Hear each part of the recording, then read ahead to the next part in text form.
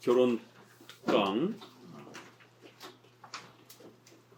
부부들을 중심으로 해서 결혼, 성생활, 그다음에 이혼, 재혼 이러한 주제들을 함께 또 살펴보도록 합니다.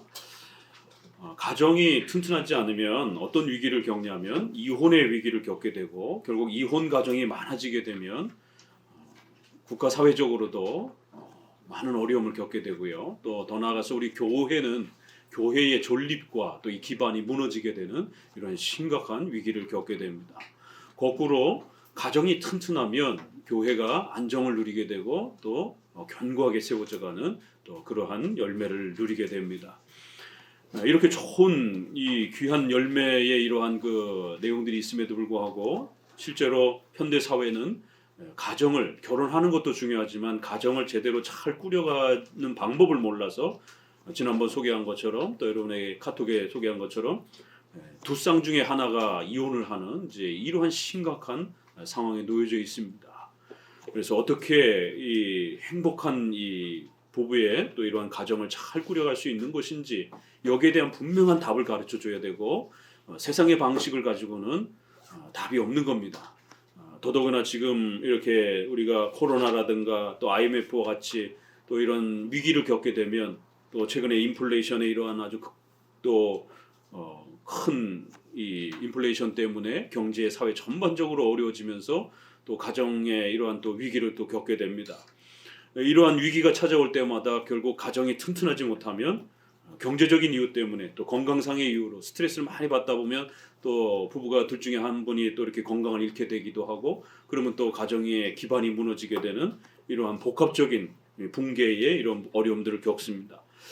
그럴 때 정말 가정을 어떻게 튼튼하게 세워야 견고하게 한평생 행복한 가정을 잘 우리가 꾸려갈 수 있는 것인가. 이번 2차 특강을 통해서는 부부들을 좀 더 중심으로 해서 훌륭한 그러한 건강한 부부의 이러한 또 생활을 위한 성경적 답을 우리가 찾아가 보도록 합니다.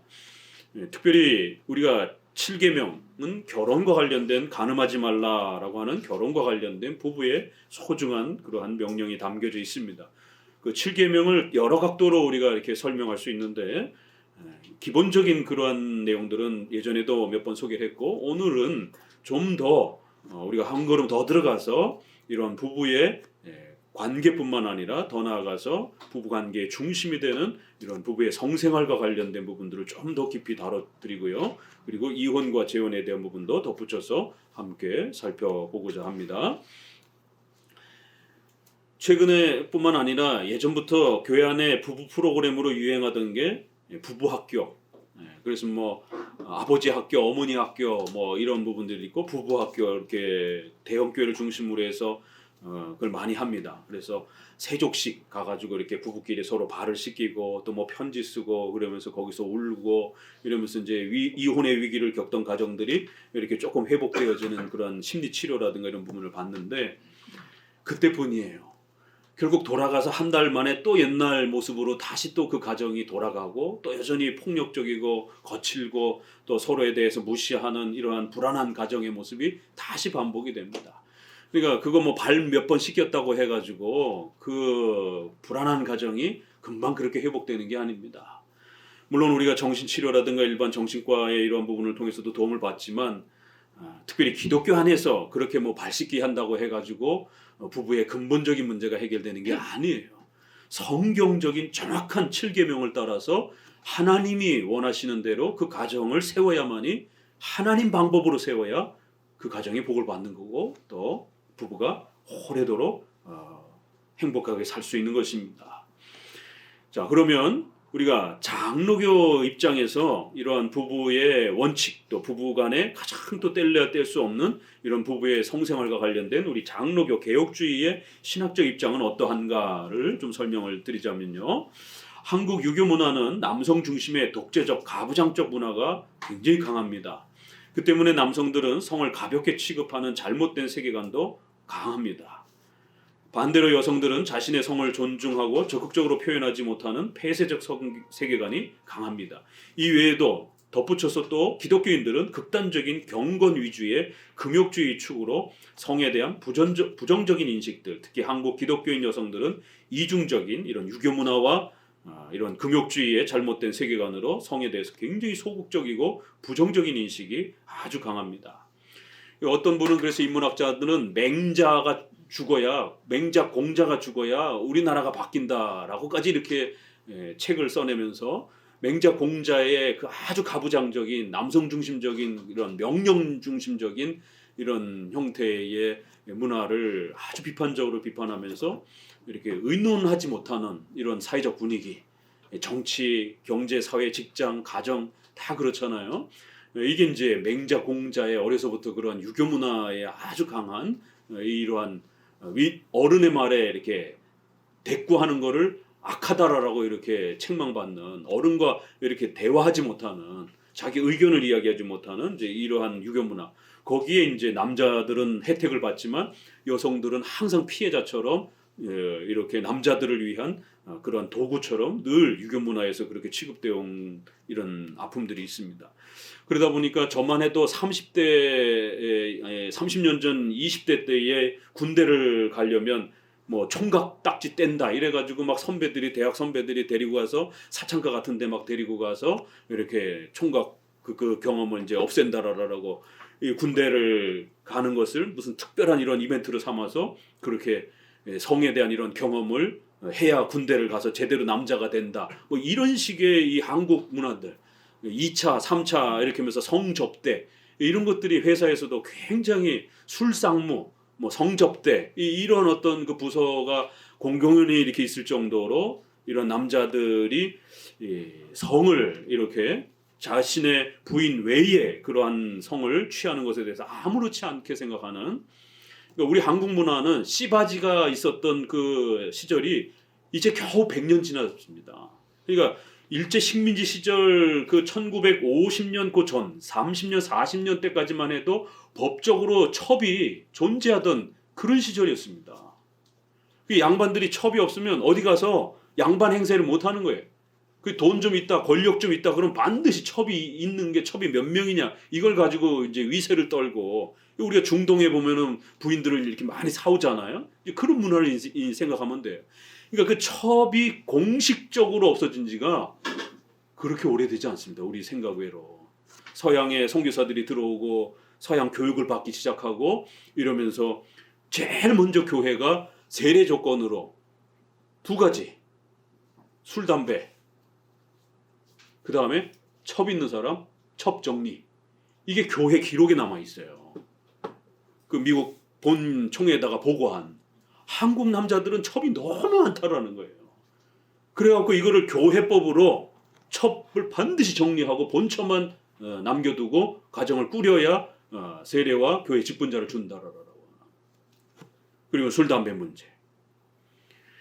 이토록 한국의 이러한 그 첩의 문화, 그러다 보니까 또 제사를 드리려고 남자를 낳아야 되는, 그러다 보니까 여성을 씨바지처럼 이렇게 정식 결혼을 안 하고 그냥 남자아이만 낳아주는, 요즘 말로 말하면 대리모 같은 그런 개념인 것이죠.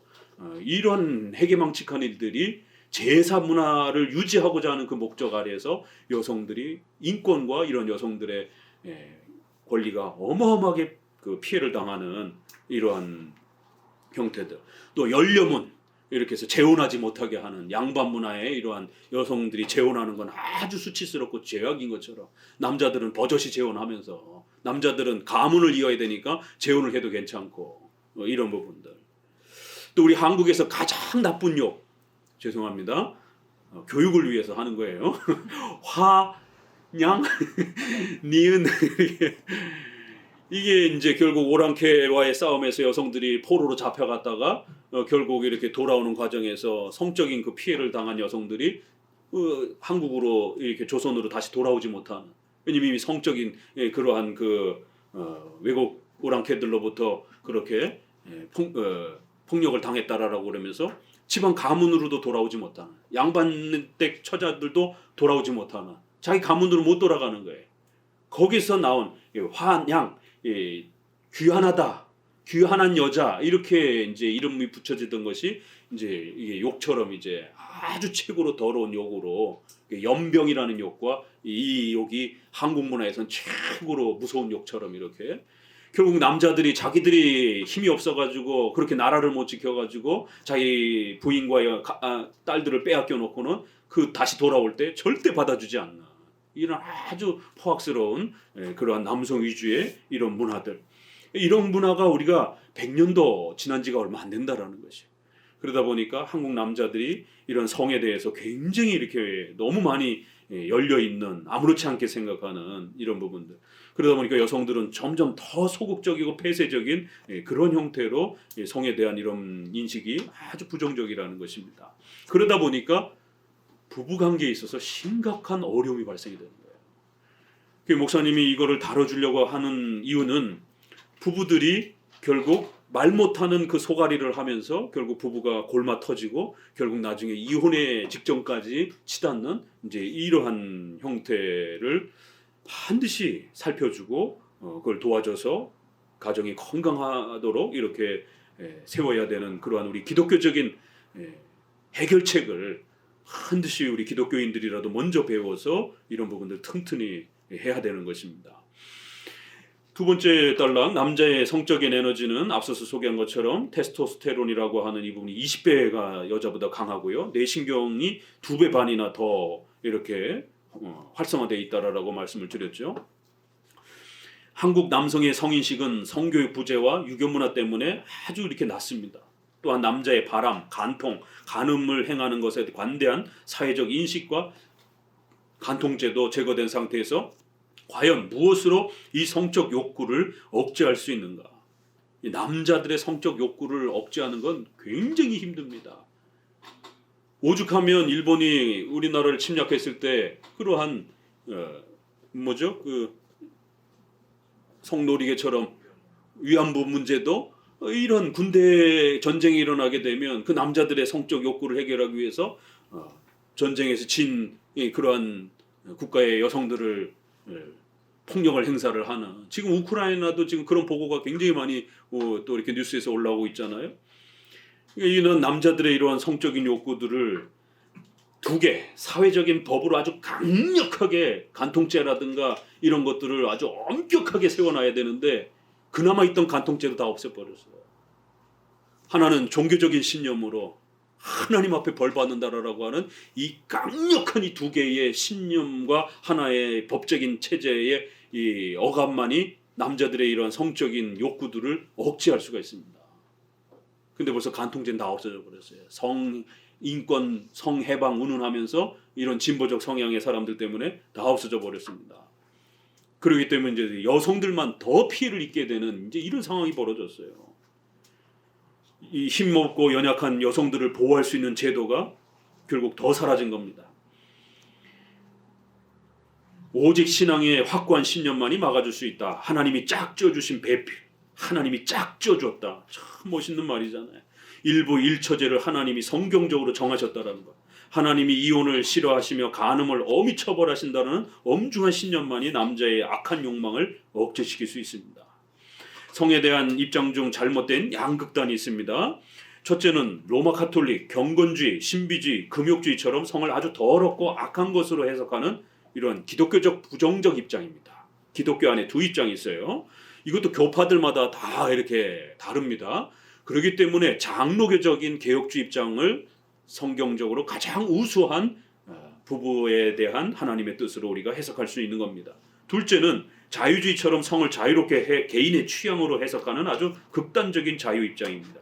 우선 성생활을 죄악시 취급하는 이 분파는 레위기 15장 18절 부정하리라 남녀관계를 이렇게 소개하는 등의 말씀을 문자 그대로 이해하여 성은 더러운 것으로 해석합니다. 그래서 사제, 신부와 같은 종교 지도자는 결혼을 못하도록 막는 것입니다. 부부조차도 출산 외에는 가급적 성생활을 멀리하는 것이 경건한 것으로 강조합니다. 이들은 과도한 금욕주의를 주장하여 부부의 성생활을 죄악시 취급합니다. 목사님들 가정도 툭탁하면 목사님들 전부 다 기도원에 가서 이렇게 기도 시간을 보내도록 이렇게 요구하는 목사님도 가정이 있고 목사님도 자녀들이 있고 목사님도 결혼을 한 그러한 부부로서의 가정인데 목사님은 무슨 혼자 사는 것처럼 그렇게 금식과 이런 부분들을 밥 먹듯이 이렇게 하다 보니까 겉으로는 굉장히 경건해 보이지만 결국 목사님의 가정이 파탄 직전까지 이르는. 그래서 목사님들 가정 이혼하는 가정들 굉장히 많습니다. 사모님들이 못 견디는 거예요. 그럴 것 같으면 로마 가톨릭처럼 목사님 사제가 돼갖고 그냥 혼자 목회를 하지 왜 결혼을 해가지고 가정을 꾸려놓고는 가정은 내팽개치고 그냥 교회만 돌보는 이런 식의. 이제 성도들이 보기엔 굉장히 경건하지만 실제로 노회나 우리가 이렇게 목사님들 이렇게 그 인사 관리를 하는 이 부분을 들여다보면은 이혼 문제 때문에 목회 사역을 그만두고 이런 부분들이 굉장히 많습니다. 이 레위기 15장을 잘못 이해하는지 이런 부분들, 성경에 성을 부정적으로 표현하는 글들이 있어요. 그러다 보니까 이거를 어떻게 해석해야 될지를 몰라가지고 이런 극단들이 나옵니다. 하지만 성경에서 여성의 월경이나 남성의 이러한 사정을 부정하다라고 말하는 레위기 15장의 말씀은 실계명과 같은 부부 생활에 대한 영원하고 보편적인 생활 규범으로 주신 것이 아니라 일계명을 가르치기 위한 특수하고 임시적인 명령입니다. 인간은 태어나면서부터 전적으로 부패하고 더러운 자라는 것을 가르치기 위해서 인간의 출생 과정 전체를 더럽다라고 언급한 것입니다. 그래서 레위기는 자녀 출산에 필수적인 남자가 이런 사정을 하는 것이나 여자가 생리하는 것을 모두 더럽다라고 언급한 것입니다. 즉 인간이 만들어지는 근원, 즉 생명이 만들어지는 그 순간 인간은 전적으로 부패 있음을 지적하는 1계명에 대한 해석이지 절대로 7계명에 대한 도덕법이 아니에요. 성경에서 성을 더럽다라고 취급하는 그런 부분들은 아주 조심스럽게 해석해야 됩니다. 실제로 여러분들이 성경을 읽다 보면 성에 대한 이야기가 굉장히 많이 나옵니다. 그래서 당황하는 거예요. 이걸 어떻게 적용해야 되는지. 분명히 성경에 기록되어 있기 때문에 이거를 그대로 적용해야 되는 것인가? 이걸 어떤 방식으로 적용하라는 것인가? 이 성경 해석법을 배우지 않으면 굉장히 난감해집니다. 그래서 극단적인 성을 더럽게 문자 그대로 적용하는 극단적 금욕주의파가 로마 가톨릭처럼 결혼을 못하게 하고 부부를 할지라도 출산 때까지만 허락을 하고 그 외에는 이제 출산이 끝난 부분들은 부부 생활을 못하게 될 수 있으면 막습니다. 가톨릭에는 교회력이 그래서 굉장히 많은 거예요. 교회력 때는 다 금식을 하고 부부관계를 금지하고. 왜냐하면 하나님 앞에 기도하는데 무슨 부부 생활이냐라는, 부부 성관계를 하냐라는, 성관계를 하면서 기도하면 그건 하나님이 응답을 안 해주신다라고, 더럽다라라고 이런 생각들을 하는 거예요. 이런 인식이 기독교인들에게 굉장히 강합니다. 그래서 금식하고 이럴 때는 부부 생활하면 안 되는 것처럼. 그렇지 않습니다. 이걸 잘 해석하셔야 돼요. 신명기 22장 13절을 보면은요, 누구든지 아내를 취하여 그와 동침한 후에 그를 미워하여 비방거리를 만들어 그에게 누명을 씌워 가로되 내가 이 여자를 취하였더니 그와 동침할 때에 그의 처녀인 표적을 보지 못하였노라 하면 그 여자 19절에 그 여자로 그 남자의 평생에 버리지 못할 아내가 되게 하라. 이게 성경에 어떻게 이런 이야기가 있을 수 있을까? 이게 남자들의 이러한 그 아주 그 못된 이 성적 욕구들. 그래서 자기 부인을 마음에 안 드니까 결국 처녀가 아니다라고, 처녀가 아니면 분명히 이 여성의 간음에 대한 죄가 되기 때문에 이스라엘법에서는 간음한 여자는 돌로 쳐서 죽는 이런 형벌이 있단 말이에요. 그리고 또 쫓겨나는 이제 이런 형벌이 있어요. 그러니까 처녀가 아니다라는 핑계를 대가지고는 부인을 쫓아내고 새 결혼을 하려고 하는 이런 남자들의 이러한 지나친 성적 욕구들, 이거를 성경이 아주 강력하게 제재하는 거예요. 그래서 그 보호책을 처가댁에서 부인의 부모들이 지난번 말씀드린 것처럼 친정 이게 처가에 가서 첫날 밤을 보내고, 예전 문화는 결혼 문화가 그러기 때문에 반드시 처녀의 표적을 간수했다가 사위가 그렇게 시비를 걸고 딸을 쫓아내려고 그렇게 모함을 걸면 장로들에게 와서 그 자리옷을 보여주면서 변호를 하라라는 이러한 대책안을 마련해 준 겁니다. 그래야 만약에 여성이 문제가 있으면 어미 처벌하고, 또 남자가 문제가 있으면 남자를 책망을 하고, 그리고는 그 여자로 남자의 평생에 버리지 못할 아내가 되게 하라. 그 여자가 문제가 전혀 없는데도 남편이 그렇게 시비를 붙여가지고 뭐라 그랬죠? 그 의부증, 뭐 의처증, 뭐 이런 식으로 해가지고 된 것이면 남편을 아주 엄히 꾸짖고 평생에 버리지 못하고 아내로 삼도록 이렇게 훈계하라는 겁니다. 성경에서도 이렇게 남자들의 지나친 잘못된 성욕구에 대한 부분들을 아주 엄히 꾸짖습니다. 레위기 15장 같이 읽어봅니다. 이게 성경에서 레위기 중에 굉장히 어려운 구절이에요. 16절 설정한 자는 전신을 물로 씻을 것이며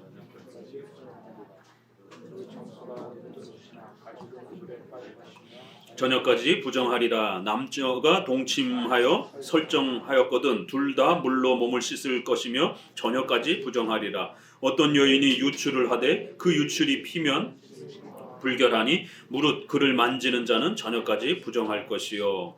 이 한글엔 설정 이렇게 어렵게 좀 한문으로 번역되어 있고 이걸 쉬운 편으로 하면 개정판에는 사정 이렇게 좀 쉬운 편으로 해놨어요.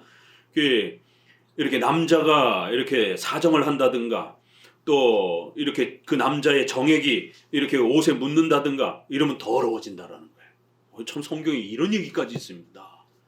그러니까 하나님은 성경을 통해서 우리에게 신앙만 가르치는 게 아니라 우리의 생활에 대한 전반적인 원리까지도 이렇게 가르쳐 주는 거예요.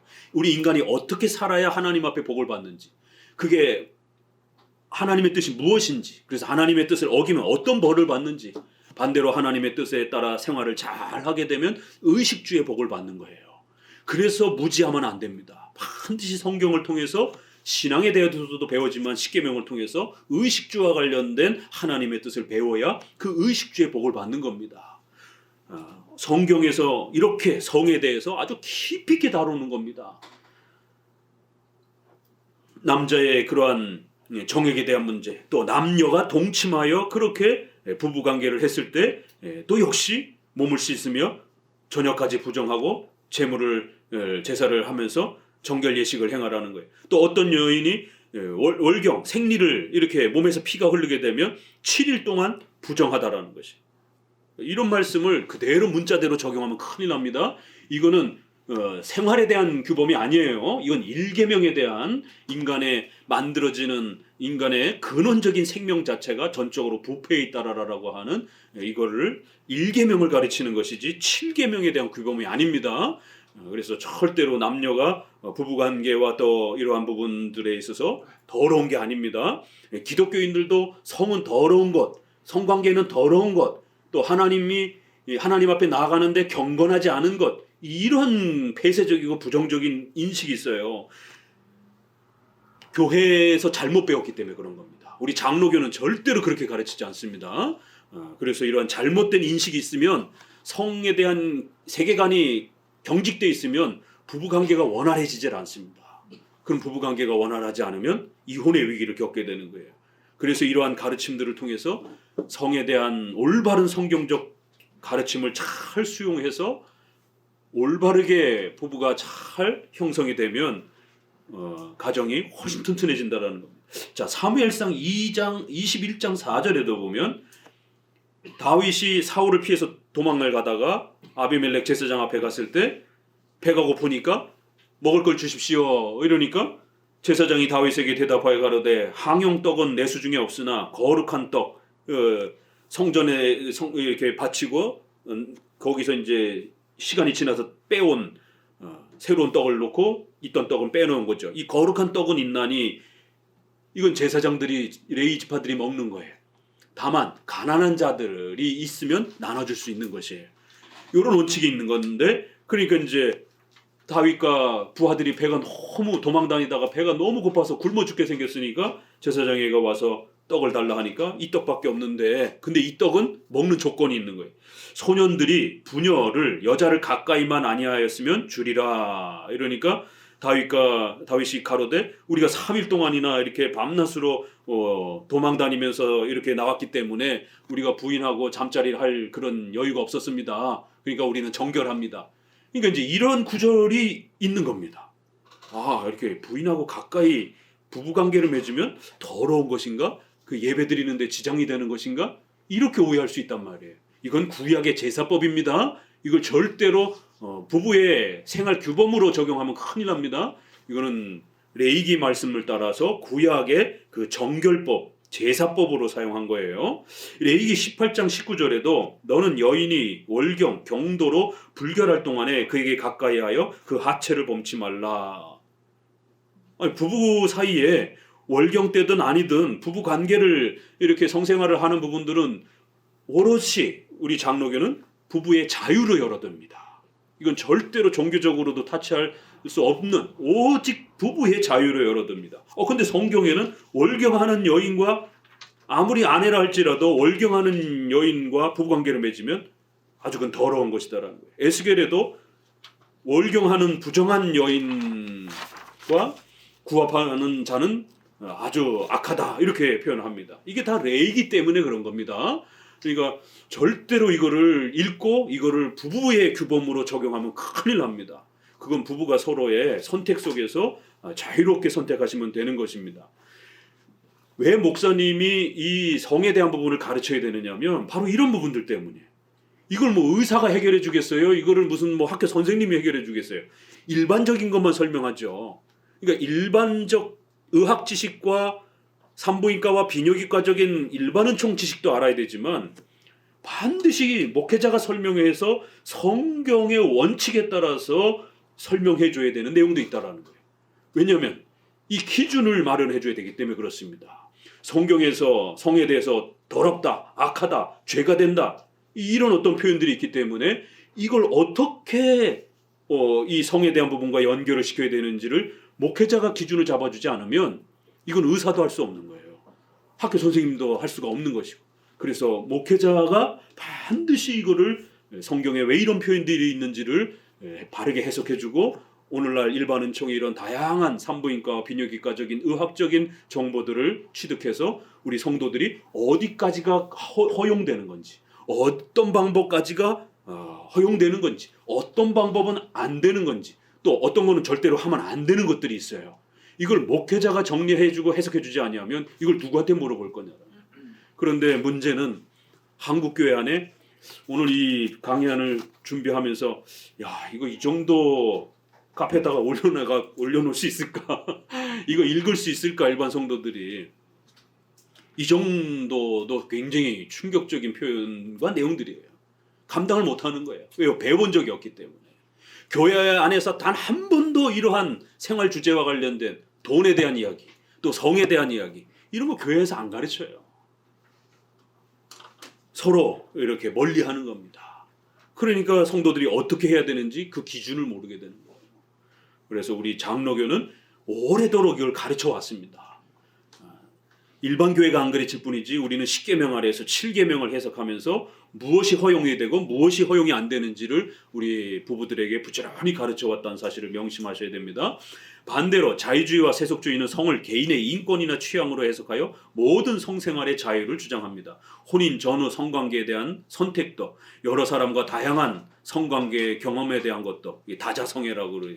더 나아가 동성애와 같은 것도 개인의 자유라고 외칩니다. 이들은 성인권, 성평등, 성해방, 동성애 차별금지법을 주장하며 반기독교적인 태도를 보입니다.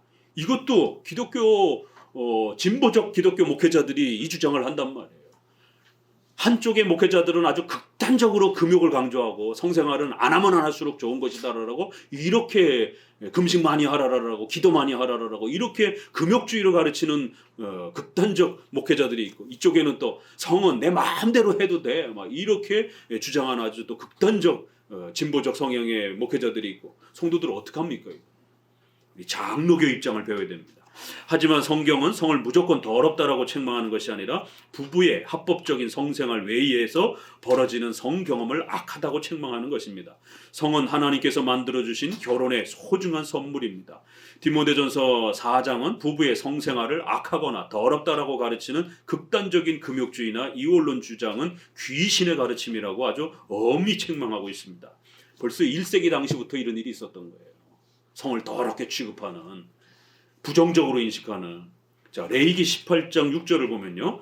너희는 골육지친을 가까이하여 친척 가족을 가까이하여 그 하체를 범하지 말라. 너는 아내가 생존할 동안에 그 형제, 처제, 또 언니 이런 가족을 취하여 하체를 범하지 말라. 너희는 타인의 아내와 통관하여 그로 자기를 더럽히게 하지 말라.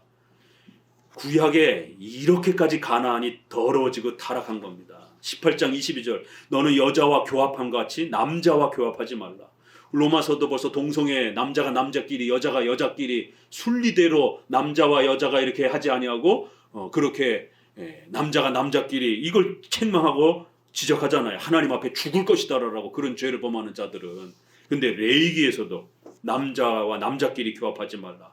더 기가 막힌 건 23절에 너는 짐승과 교합하여 자기를 더럽히지 말며 여자 된 자는 짐승 앞에 서서 그것과 교접하지 말라. 가나안에 이런 일들이 있었던 겁니다. 지금 다자성애, 소아성애, 동성애가 동성애는 벌써 넘어섰어요. 사회적 분위기가 동성애 안 받아들이면 아주 굉장히 꼴통인 것처럼 아주 독선적인 사람인 것처럼 사회 분위기가 벌써 이렇게 형성이 됐잖아요. 동성애를 인정해야 굉장히 아주 부드럽고 굉장히 인권적인 것처럼 넘어섰고 소아성애, 어린 여자애들만 폭행하는 거예요. 성폭행하는 소아성애, 다자성애, 여러 사람들끼리 복합적으로 성관계를 하는 거예요. 더 나아가서 짐승하고 하는 수혼, 이런 구약에 벌써 이런 일들이 있어요. 그래서 소돔과 고모라가 불르다가 망한 겁니다. 가나안 땅을 그래서 짐승 하나 남겨놓지 말고 전부 죽이라고 하나님이 그렇게 명령한 거예요. 만약에 하나라도 살려두면 너희가 죽을 것이다 라고. 왜요? 그 문란한 일이라, 더러운 일이라, 아주 토해내겠다 이런 책망을 하는 겁니다. 부부 사이의 성만 거룩하고 아름다운 것이지 부부 외의 것은 하나님이 싫어하는 것이라고 이렇게 아주 엄히 죄악이다라고. 이건 인권이 아닙니다. 절대로. 레위기 18장은 아주 그 한 장 전체가 이러한 부부 외의 성은 더럽고 악한 것이다라고 이렇게 설명합니다. 디모데전서 4장을 같이 읽어봅니다. 그러나 성령이 밝히 말씀하시기를 훗일에 어떤 사람들이 믿음에서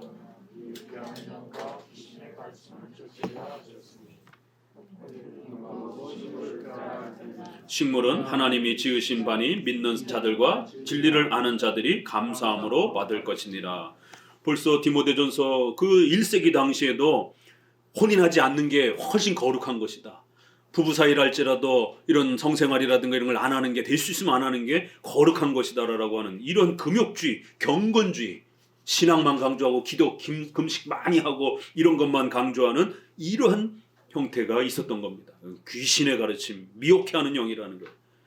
혼인을 금하고 식물을 금식하게 자꾸 식물을 밥을 못 먹게 하는, 금식을 많이 해야 거룩해지는 것처럼, 될 수 있으면 혼인을 하지 않는 게 좋은 것처럼 이걸 가톨릭이 그대로 끌어다 썼잖아요. 그래서 사제들, 수녀들 결혼 못하게 하고, 그 다음에 교회력, 온갖 1년 12달 교회력이 있어요. 그 성당 다니면 부부생활 엉망됩니다. 명령은 그런데 인간의 본성이 그걸 못 쫓아가니까 뒤로 구멍 자기네들끼리, 또 가톨릭 신자들은 자기네들끼리 또 하는 거예요. 부부간에 교회력 금식 기간 동안에도 부부관계를 하는 거예요. 왜 안 할 수는 없으니까. 이런 일들이 벌어지는 겁니다. 이렇게 하면 안 된다라는 거예요. 혼인은 소중한 거기 때문에 함부로 그 혼인을 더럽다라고 취급하면 그건 아주 하나님 앞에 오히려 엄히 책망받는다라는. 마태복음 19장 10절에 제자들조차도 이러한 1세기의 유대교나 이런 금욕주의 영향을 받아가지고 제자들이 가로되 만일 사람이 아내에게 이같이 할진대 장가 들지 않는 것이 좋사옵나이다.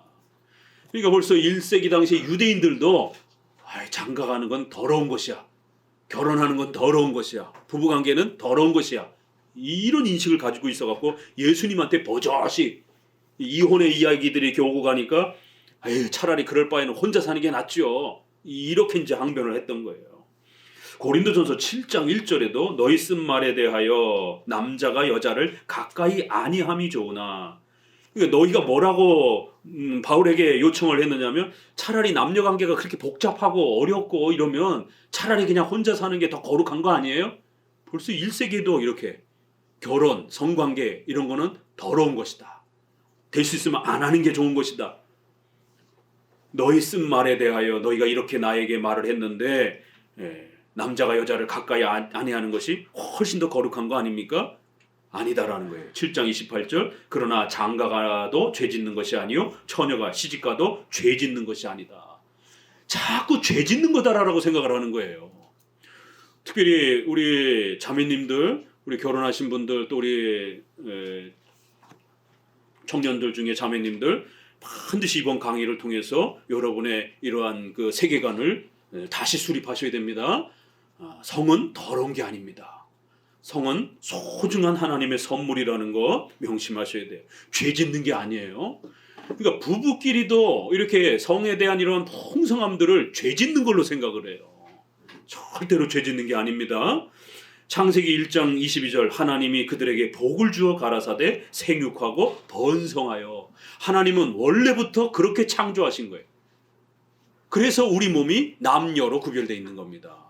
죄 짓기 전에부터도 복을 주셔서 남녀가 생육하여 자녀를 낳아서 번성하도록 그렇게 하나님께서 창조해 주신 창조의 선물이라는 거예요. 다만 아담의 범죄 때문에 그 질서가 망가진 것일 뿐이지 원래의 목적은 변한 게 없다라는 겁니다. 만약에 이게 좋지 않은 거면 왜 짐승 왜 식물들 중에 좌우동체라고 그러나요? 암수를 같이 갖고 있는 그런 것들 있잖아요. 만약에 우리가 남녀가 이런 성의 연합 이런 부분들이 불필요한 거면 그냥 남자끼리 여자끼리 다 남성 여성을 다 한 몸이 갖고 있는 뭐 이렇게 만들어질 수도 있는 거죠. 그러나 하나님은 그렇게 안 만드셨다라는 거예요. 남자와 여자를 분명히 구별된 그런 모습으로 그렇게 성의 차이를 두고 복을 주셨다라는 거예요. 이것이 복이라는 겁니다. 그래서 성은 우리에게 복으로 주신 것이고 남녀가 결혼하여 자녀를 번성하도록 이렇게 하나님이 창조해 준 거예요. 2장 25절 아담과 그 아내 두 사람이 벌거벗었으나 부끄러워 아니하니라. 이 창세기의 이 마지막 2장 말씀이 굉장히 아주 중요한 말씀이에요. 여기에는 두 가지 의미가 있습니다. 하나는 교리적인 의미, 원죄가 없다라고 하는 하나님이 창조해 준 그 상태가 가장 깨끗하고 아름답다라는 거예요. 벌거벗었지만 어떤 죄의식도 느끼지 아니하고 완벽한 의로움과 하나님 앞에서의 그 영광스러움을 누렸다라고 하는 원죄가 없다라고 하는 그러한 깨끗함에 대한 그 표현이기도 하고요. 또 하나는 부부의 그러한 성과 연합에 대한 부분들을 하나님께서 만들어 주셨다라고 하는 부부에 대한 교리가 하나 들어가 있는 겁니다. 생각해 보세요. 아담과 하와가 벗었는데 부끄럽지 않다라는 거예요. 남녀가 벗으면 부끄러움을 타는 거예요. 특별히 타락 이후에는 더 이렇게 부끄러움과 수치를 이렇게 본능적으로 갖고 있는 거죠. 그러나 타락 전에는 성이 이렇게 아름답고 소중하고 하나님 앞에 복된 것이었다는 거예요.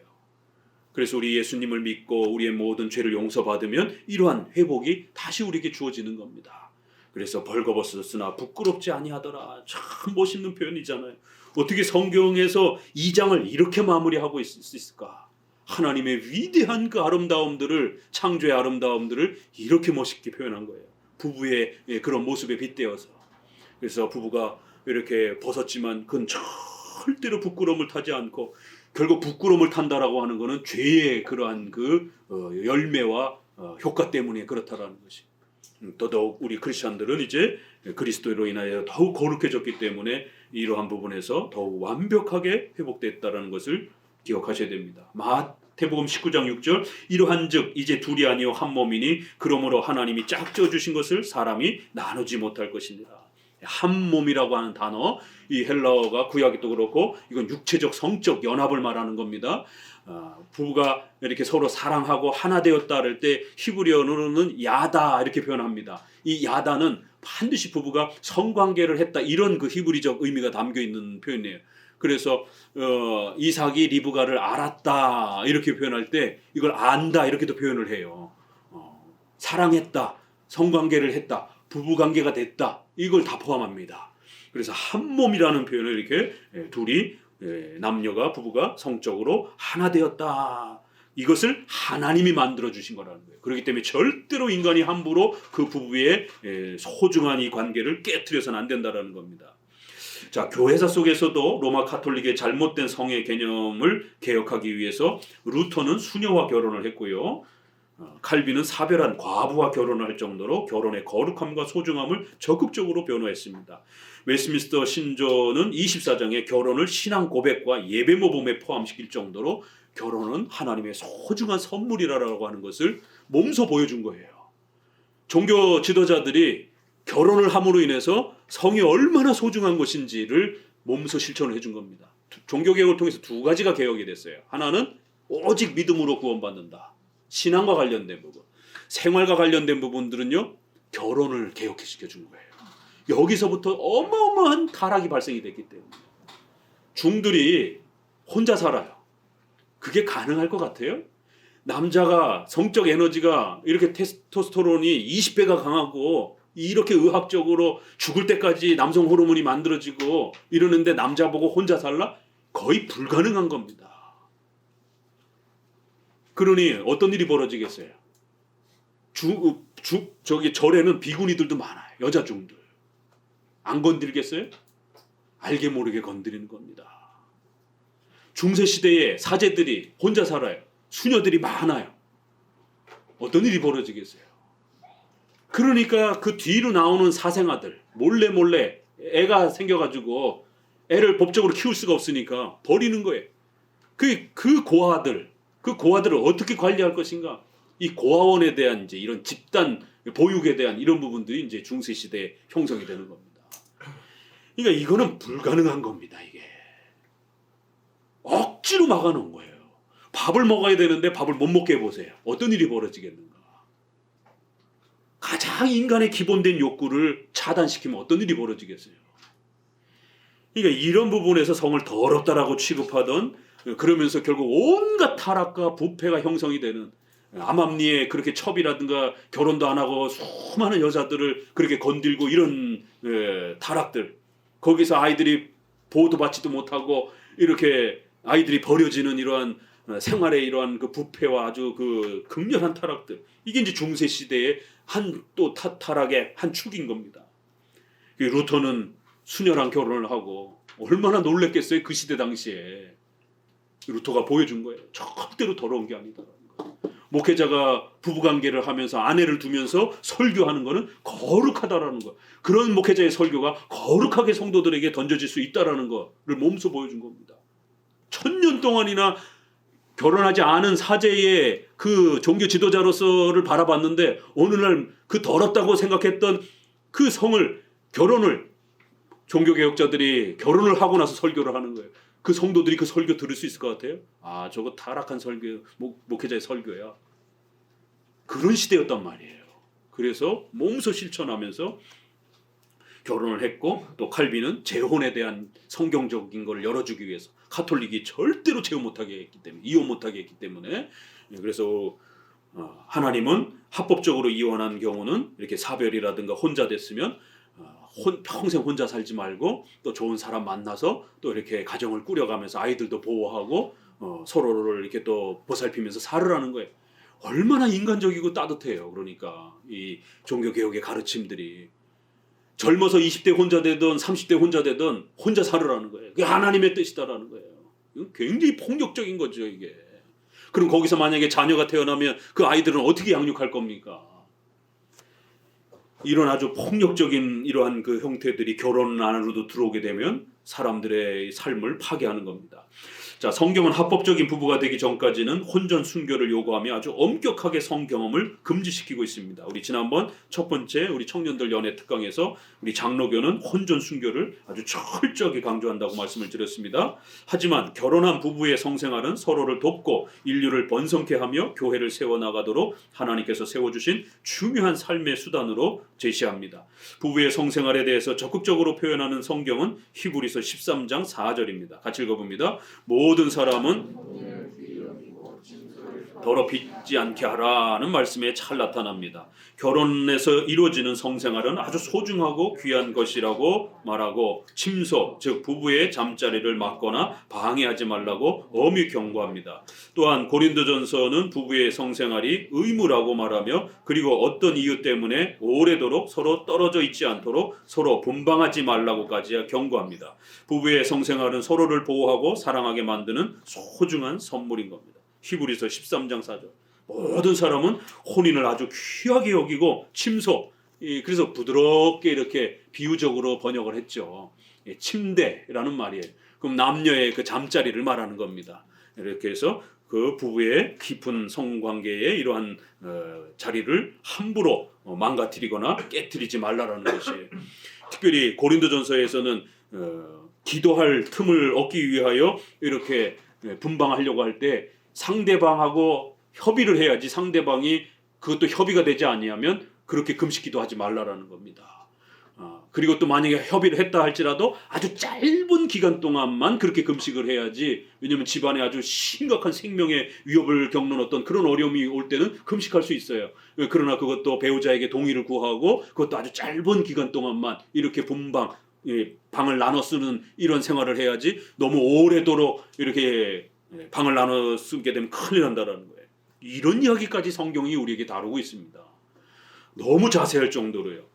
성도들 중 많은 부부들이 성생활에 대해서 유교 문화와 로마 카톨릭과 경건주의 금욕주의적인 부정적 관점을 가지고 있어서 성생활을 회피하고 소극적으로 대하는 경우가 많다. 그로 인하여서 부부 사이가 멀어지고 이혼의 위기를 겪기도 합니다. 부부 사이에서 이루어지는 성생활은 하나님의 선물입니다.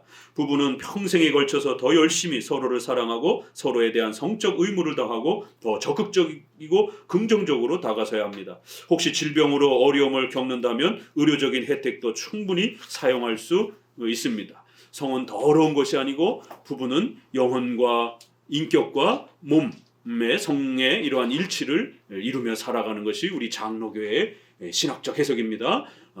부부의 성은 하나님의 선물이라는 것, 인류를 번성케 하고 교회를 유지케 하는 아주 중요한 선물이라는 겁니다.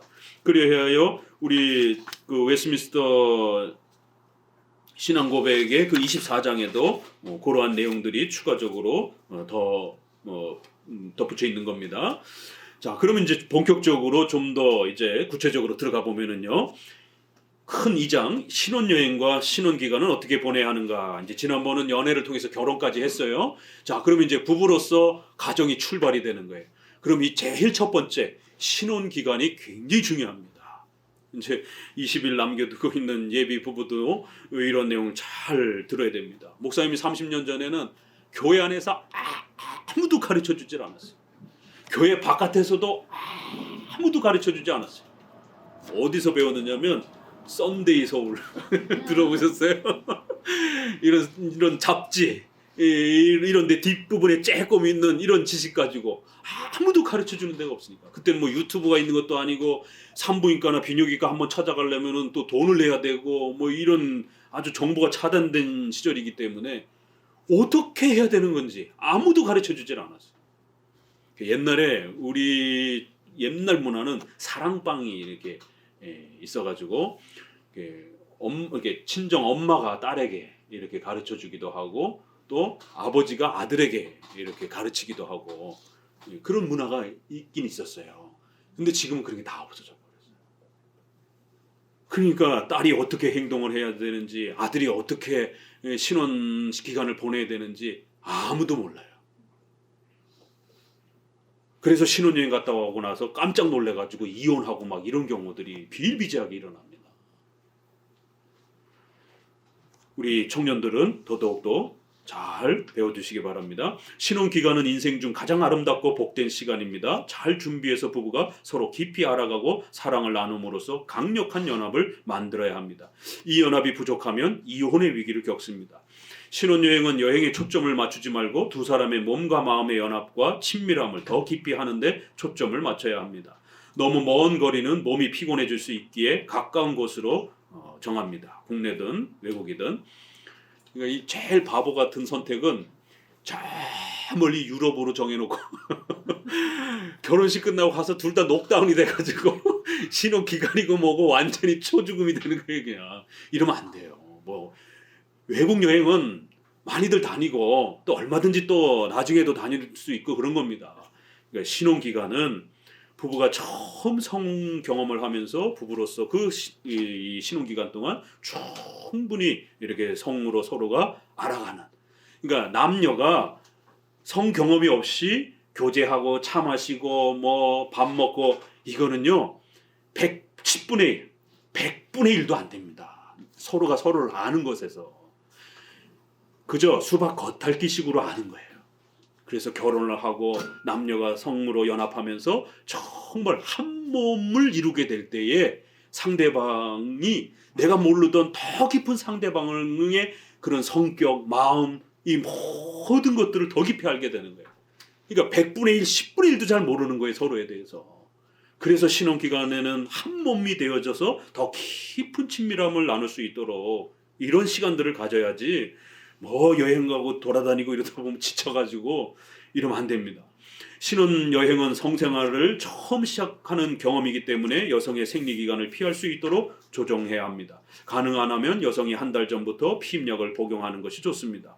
남성 피임은 실패할 확률이 굉장히 크기 때문에 여성 피임을 추천하는 거예요. 여성 피임은 거의 99% 이상 이렇게 피임이 됩니다. 그렇지만 남성 피임은 실패가 굉장히 높아요. 피임을 하면 임신에 부담 없이 더 깊은 부부의 성생활을 누릴 수 있습니다. 이제 뒤에도 나오겠지만 근데 문제는 이 피임을 죄라고 한단 말이에요. 로마 가톨릭은. 또 금욕주의, 경건주의 계열에서는 이런 피임의 행위를 창세기 번성하여 충만하라라고 하는 그 말씀을 문자 그대로 적용해가지고 인위적으로 번성을 억제하는 이런 모든 피임의 행위를 죄라고 취급합니다. 이래서 문제가 되는 거예요. 그러나 우리 장로교는 절대로 이런 의료 혜택을 죄라고 해석하지 않습니다. 그래서 장로교가 정말 멋있는 거예요. 그건 부부가 자유롭게 사용할 수 있는 자유 선택에 우리는 맡기는 거예요. 그래서 이런 피임약을 통해서 일정 기간 동안 이렇게 피임을 하고 신혼 기간 동안은 아주 마음껏 부부가 성에 대한 그러한 경험들을 쌓을 수 있도록 해야 된다는 거예요. 왜 그런가 하면 이제 뒷문장을 보세요. 신혼 기간은 서로를 더 알아가고 배우는 소중한 시간입니다. 구약은 중요한 군대 의무까지 면제하여 신혼 부부의 신혼 기간을 보호하도록 했습니다. 신혼기간을 통해서 부부가 더욱 친밀해지고 깊이 연합되면 향후 부부 생활에서 오는 많은 어려움을 잘 이겨낼 수 있습니다. 이것을 위해서 최소한 20대는 3년 정도, 30대는 2년, 40대는 1년 정도라도 임신이 없는 신혼기간을 확보하도록 합니다. 신혼 초에 임신을 하면 바로 출산과 육아에 집중하게 되면서 부부가 서로의 친밀감을 쌓는 시간이 부족해집니다. 특히 남성은 결혼으로 성적인 활동이 극대화된 상태에서 임신과 출산으로 성생활이 억제를 받으면 굉장히 상당히 힘든 고통의 시간을 겪게 됩니다. 이거 꼭 여성들도 잘 알아두셔야 돼요. 그래서 허니문 베이비 이거 제일 심각하고 어려운 거예요. 우리가 애를 안 갖는 게 문제지 애를 조금 천천히 이렇게 가지는 것은 얼마든지 부부가 자유 선택할 수 있는 것이. 그래서 20대 때 결혼하라라고 자꾸 우리 개혁주의 청교도 계열의 이런 목회자들은 일찍 결혼하자, 많이 낳자. 이게 슬로건입니다. 일찍 결혼하자, 많이 낳자. 그래서 20대 때는 한 3년 정도 피임하면서 넉넉하게 신혼 단 둘만의 시간을 갖는 거예요. 그래서 둘만 오롯이 집중하면서 서로에 대해서 온전히 알아가도록 30대 되면 시간이 좀 타이트하니까 한 2년 정도 40대라 할지라도 6개월이나 1년 정도는 둘만의 시간을 가져야 돼요. 그냥 허니문 베이비가 딱 돼가지고 덜컥 아이가 생기게 되면 그냥 막 임신에 모든 그 출산에 이런 양육에 집중하다 보면 부부 사이가 멀어집니다. 부부의 친밀도가 떨어지게 돼요. 이런 이야기도 목사님이 해줘야 돼요. 왜요? 구약에 놀라운 이야기가 있습니다. 조금 성경 구절을 읽어봅시다. 신명기 읽어봅시다. 24장 5절 사람이 새로이 아내를 취하였거든 그를 군대로 내어 보내지 말 것이요 무슨 직무든지 그에게 맡기지 말 것이며 그는 1년 동안 집에 한가히 거하여 그 취한 아내를 즐겁게 할지어다. 야, 성경에 이런 말씀이 있었네요. 왜 옛날에는 이런 말씀이 눈에 안 들어왔죠? 이제 이렇게 배우면 들어오는 거예요. 저도 장로교 개혁주의 신앙을 하고 난 다음에 배운 다음에 성경을 이제 일독을 다시 했을 때 이런 구절들이 눈에 들어오더라고요. 와, 성경에 이런 구절들이 있었네? 하나님이 우리 부부들의 이러한 신혼의 이런 문제까지 하나님이 고민하고 계시고 이런 문제까지 하나님이 배려하시고 보호해 주시는. 야, 하나님이 얼마나 인자하시고 놀라우신가. 우리를 만드신 분은 하나님이에요. 그래서 우리가 뭘 필요로 하는지 하나님이 가장 잘 아는 거예요. 그래서 성경에 우리에게 필요한 십계명과 관련된 모든 상세한 내용들이 그렇게 담겨 있는 겁니다. 우리가 못 찾아서 그걸 적용을 못할 뿐이에요. 이게 눈에 들어오는 거예요. 세상에 구약에는 국가가 조직이 되지 않았기 때문에 남자들이 군대의 의무를 참석하지 아니하면 적에게 멸망을 당할 수 있단 말이에요. 그래서 반드시 20세 이상은 군대에 의무적으로 참석을 해야 됩니다. 그런데 생존을 다투는 그 군대 의무도 신혼부부의 남자들은 빼주라는 거예요. 왜요? 아내를 즐겁게 하라는 거예요. 집에 가서. 야, 성경이 이렇게 표현하는구나. 그 취한 아내를 아주 즐겁게 1년 동안 신혼기간을 보내라는 거예요. 수천 년이 지났는데요, 아직도 현대 근대의 국가가 이러한 사회제도를 적용 못하고 있어요. 우리가 의료보험제도, 사회복지제도 겨우겨우 이제 만들어가고 있는 거예요. 근데 성경은 인간이 어떻게 살아야 행복한지를 성경은 벌써 이렇게 놀랍게 다 담아놨어요. 이걸 못 찾아낸 거예요. 이거 제발 오늘 한국 사회처럼 이렇게 의무적으로 군대를 가야 되는 이런 우리 한국 사회에 징집에 이러한 의무가 있는 데에서 이걸 사회적으로 국회의원들이, 좀 기독교 국회의원들이 적극적으로 좀 차별금지법 같은 거 이런 거나 발의하지 말고 신혼부부들 1년간 군대 제외. 얼마나 좋을까요? 그건 있어요. 뭐 자녀가 있고 결혼을 해서 자녀가 몇 있으면 뭐 군대 뭐 연수를 줄여둔다든가 뭐 이렇게 그런 혜택들은 있더라고요. 근데 그거 자녀가 없으면 그것도 해당이 안 돼요.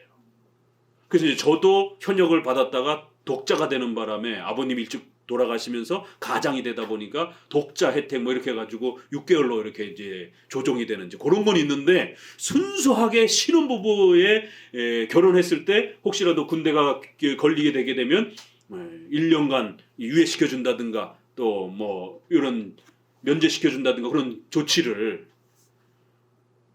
아직도 못하고 있습니다, 사회가. 성경은 벌써 거기까지 바라본 거예요. 그래서 1년 동안 신혼부부가 떨어져 있지 말고, 왜요?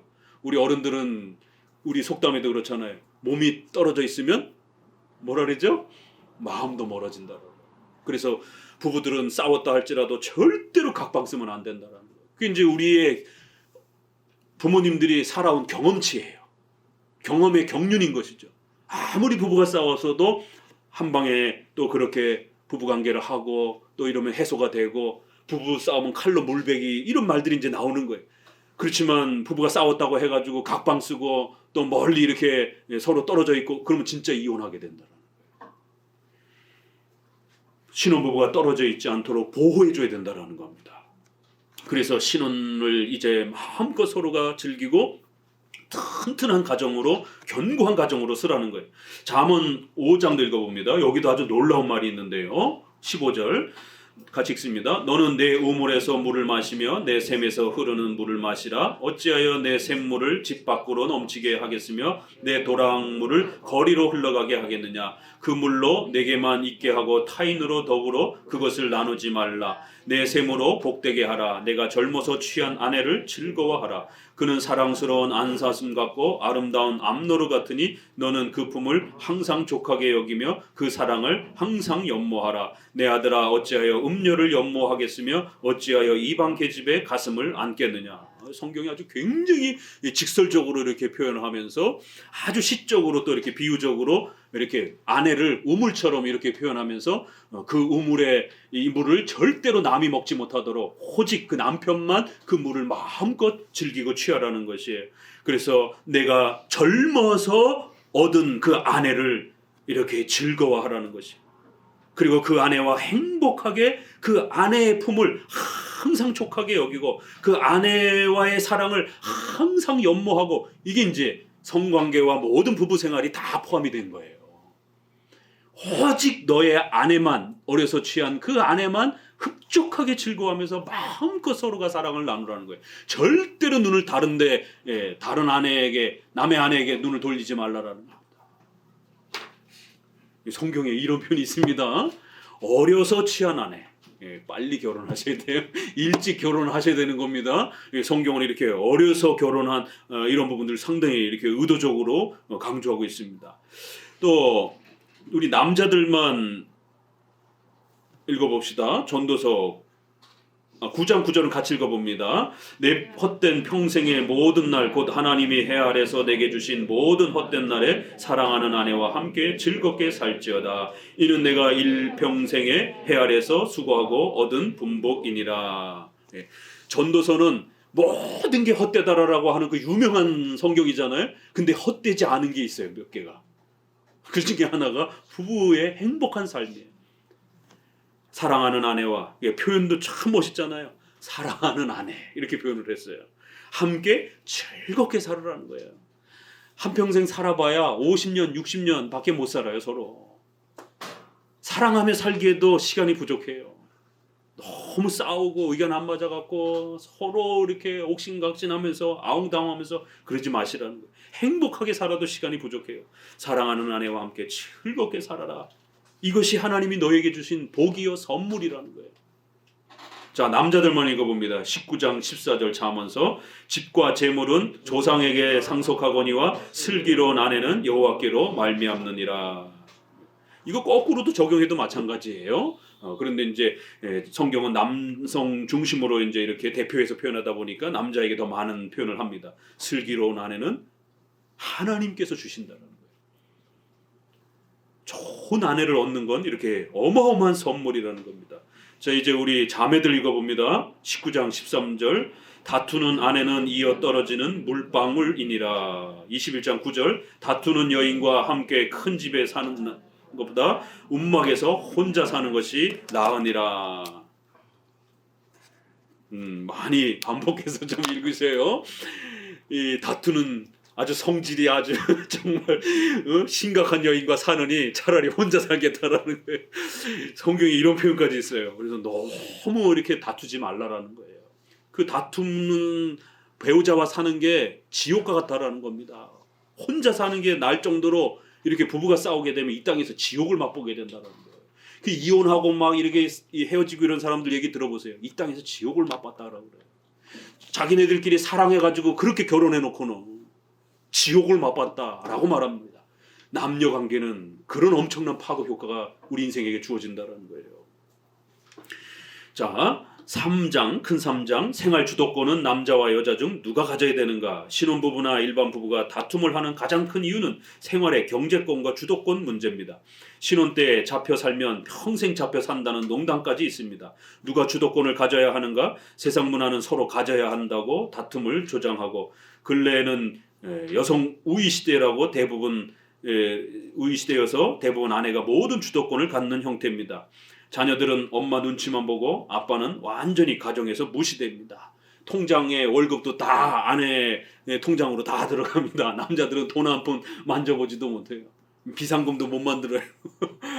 그러니까 경제권, 훈육권 이 모든 것들을 여성들이 갖고 있다 보니까 이제 남자들이 아무것도 할 수 없는.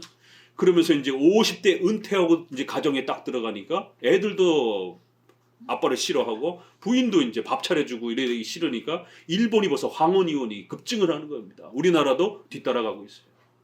그러니까 남편이 가장으로서의 그런 존중을 이렇게 받아본 적이 없기 때문에 애들한테도 그렇고, 왜요?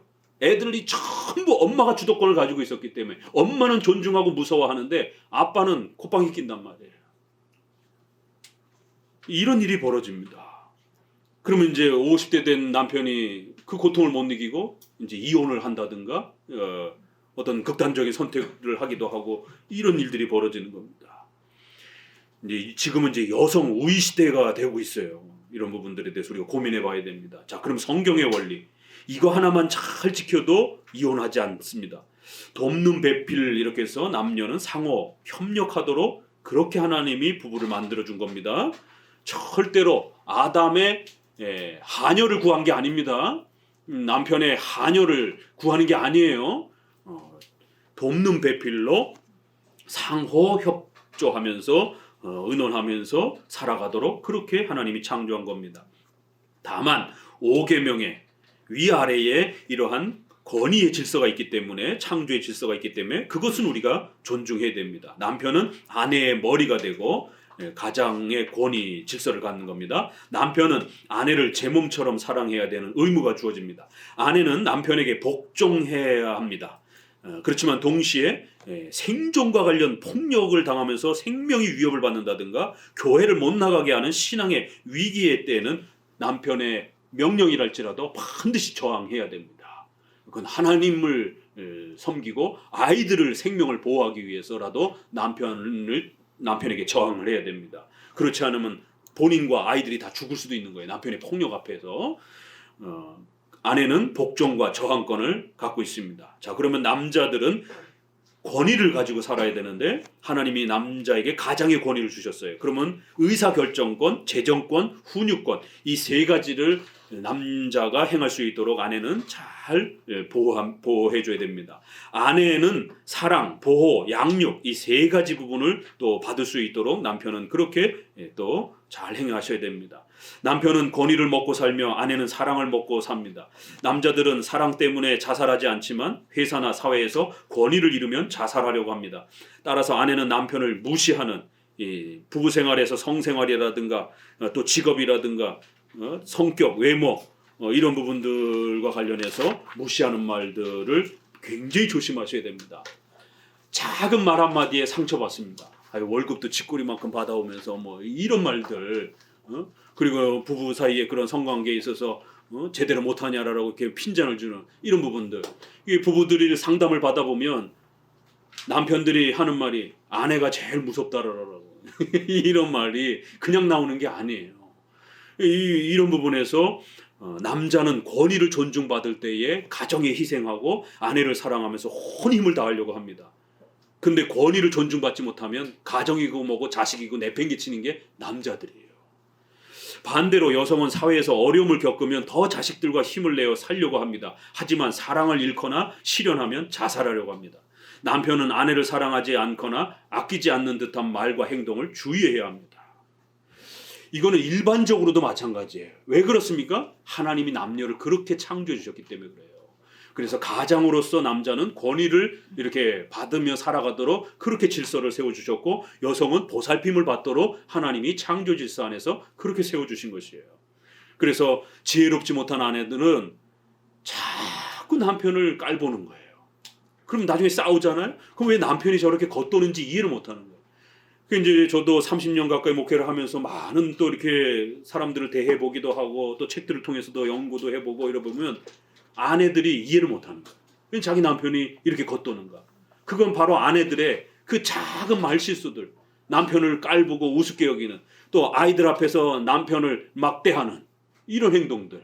네 아버지가 그렇지 뭐 이런 식들로 네 친정 집안이 뭐 그렇지 뭐 얼마나 배워서 그래 이런 식의 이런 아주 무시하는 이런 발언들이 쌓이게 되면 이제 남자들은 자기 아내로부터 멀어집니다. 또 아내는 남편으로부터 이렇게 사랑받고 존중받으면서 이렇게 보호받지 못한다라고 생각하게 되면 결국 아내는 굉장히 또 이렇게 멀어지게 됩니다. 자, 그래서 일반적인 것과 관련해서 여러분에게 책을 추천하면 지난번 화성남자 금성여자가 말과 행동에 있어서 지난번에는 연애할 때 봐야 되고 요거는 부부들이 꼭 보세요. 남녀의 성격의 차이, 삶의 차이, 성생활의 차이가 이건 이제 일반적으로 이분은 그걸 터득해서 쓴 거지만 창조 원리에서 보게 되면 남녀의 그러한 창조 질서 때문에 차이가 나는 거예요. 그래서 그걸 서로가 잘 이해하고 부부가 다가서게 되면 훨씬 더 서로를 충분히 이해하게 되고 또 덜 싸우게 됩니다. 요거는 이제 성과 관련돼서 아주 깊이 다룬 거고요. 또 하나는 이게 아주 옛날부터 유명한 책입니다. 짧지만 굉장히 아주 깊은 책이에요. 결혼, 이혼, 재혼. 그래서 이 제이 아담스라고 하는 일반 성도인데 신학교 교재가 될 정도로 우리 기독교적, 우리 개혁주의 쪽 그 유명한 상담학자예요. 그래서 우리 성경적 또 개혁주의적 관점에서 결혼, 이혼, 재혼을 정리해준 아주 좋은 책입니다.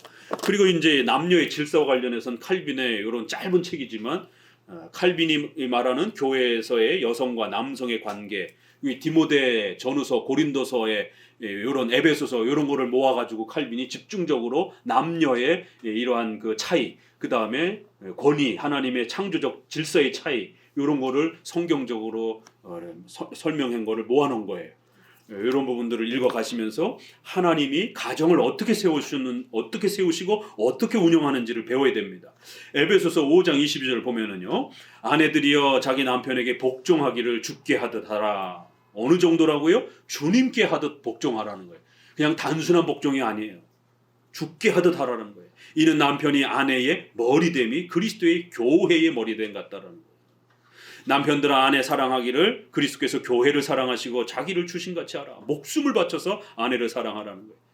이와 같이 남편들도 자기 아내 사랑하기를 제 몸같이 할지니 자기 아내를 사랑하는 자는 자기를 사랑하는 것입니다. 또 거꾸로 누구든지 언제든지 제 육체를 미워하지 아니하고 오직 양육하여 보호하기를 그리스도께서 교회를 보양함 같이 하나니. 그래서 이제 그 사랑이 어떤 거냐면 양육하고 보호하라는 거예요. 그래서 남자가 아내를 사랑하는 데 있어서는 사랑, 양육, 보호 이렇게 세 가지가 들어가는 거예요. 사랑, 젊어서 취한 아내와 관련해서 오래도록 살아도요, 주름살이 생기고 백발이 돼도 자기 아내를 끊임없이 사랑하고 그 아내의 미모와 또 삶을 칭찬하고 격려하는, 오직 그 남편에게는 그 아내만이 최고의 그러한 여성으로서의 존재감을 갖는 이러한 표현을 끊임없이 해주셔야 됩니다. 우리 남자들은 정신 차리셔야 돼요. 나중에 혼자서 밥해 먹을 생각 아니면 노년에 혼자 밥해 먹을 생각 아니면 부지런히 사랑한다라는 말을 입에 달고 살아야 돼요. 한국 남자들 말 못합니다. 유명하잖아요. 죄송합니다. 경상도 아는 밥은 자자. 유명한 그 양반 말, 우리는 말 안 하는 게 마치 이렇게 덕스러운 것처럼 유교문화 때문에. 아니요, 말 많이 하셔야 됩니다.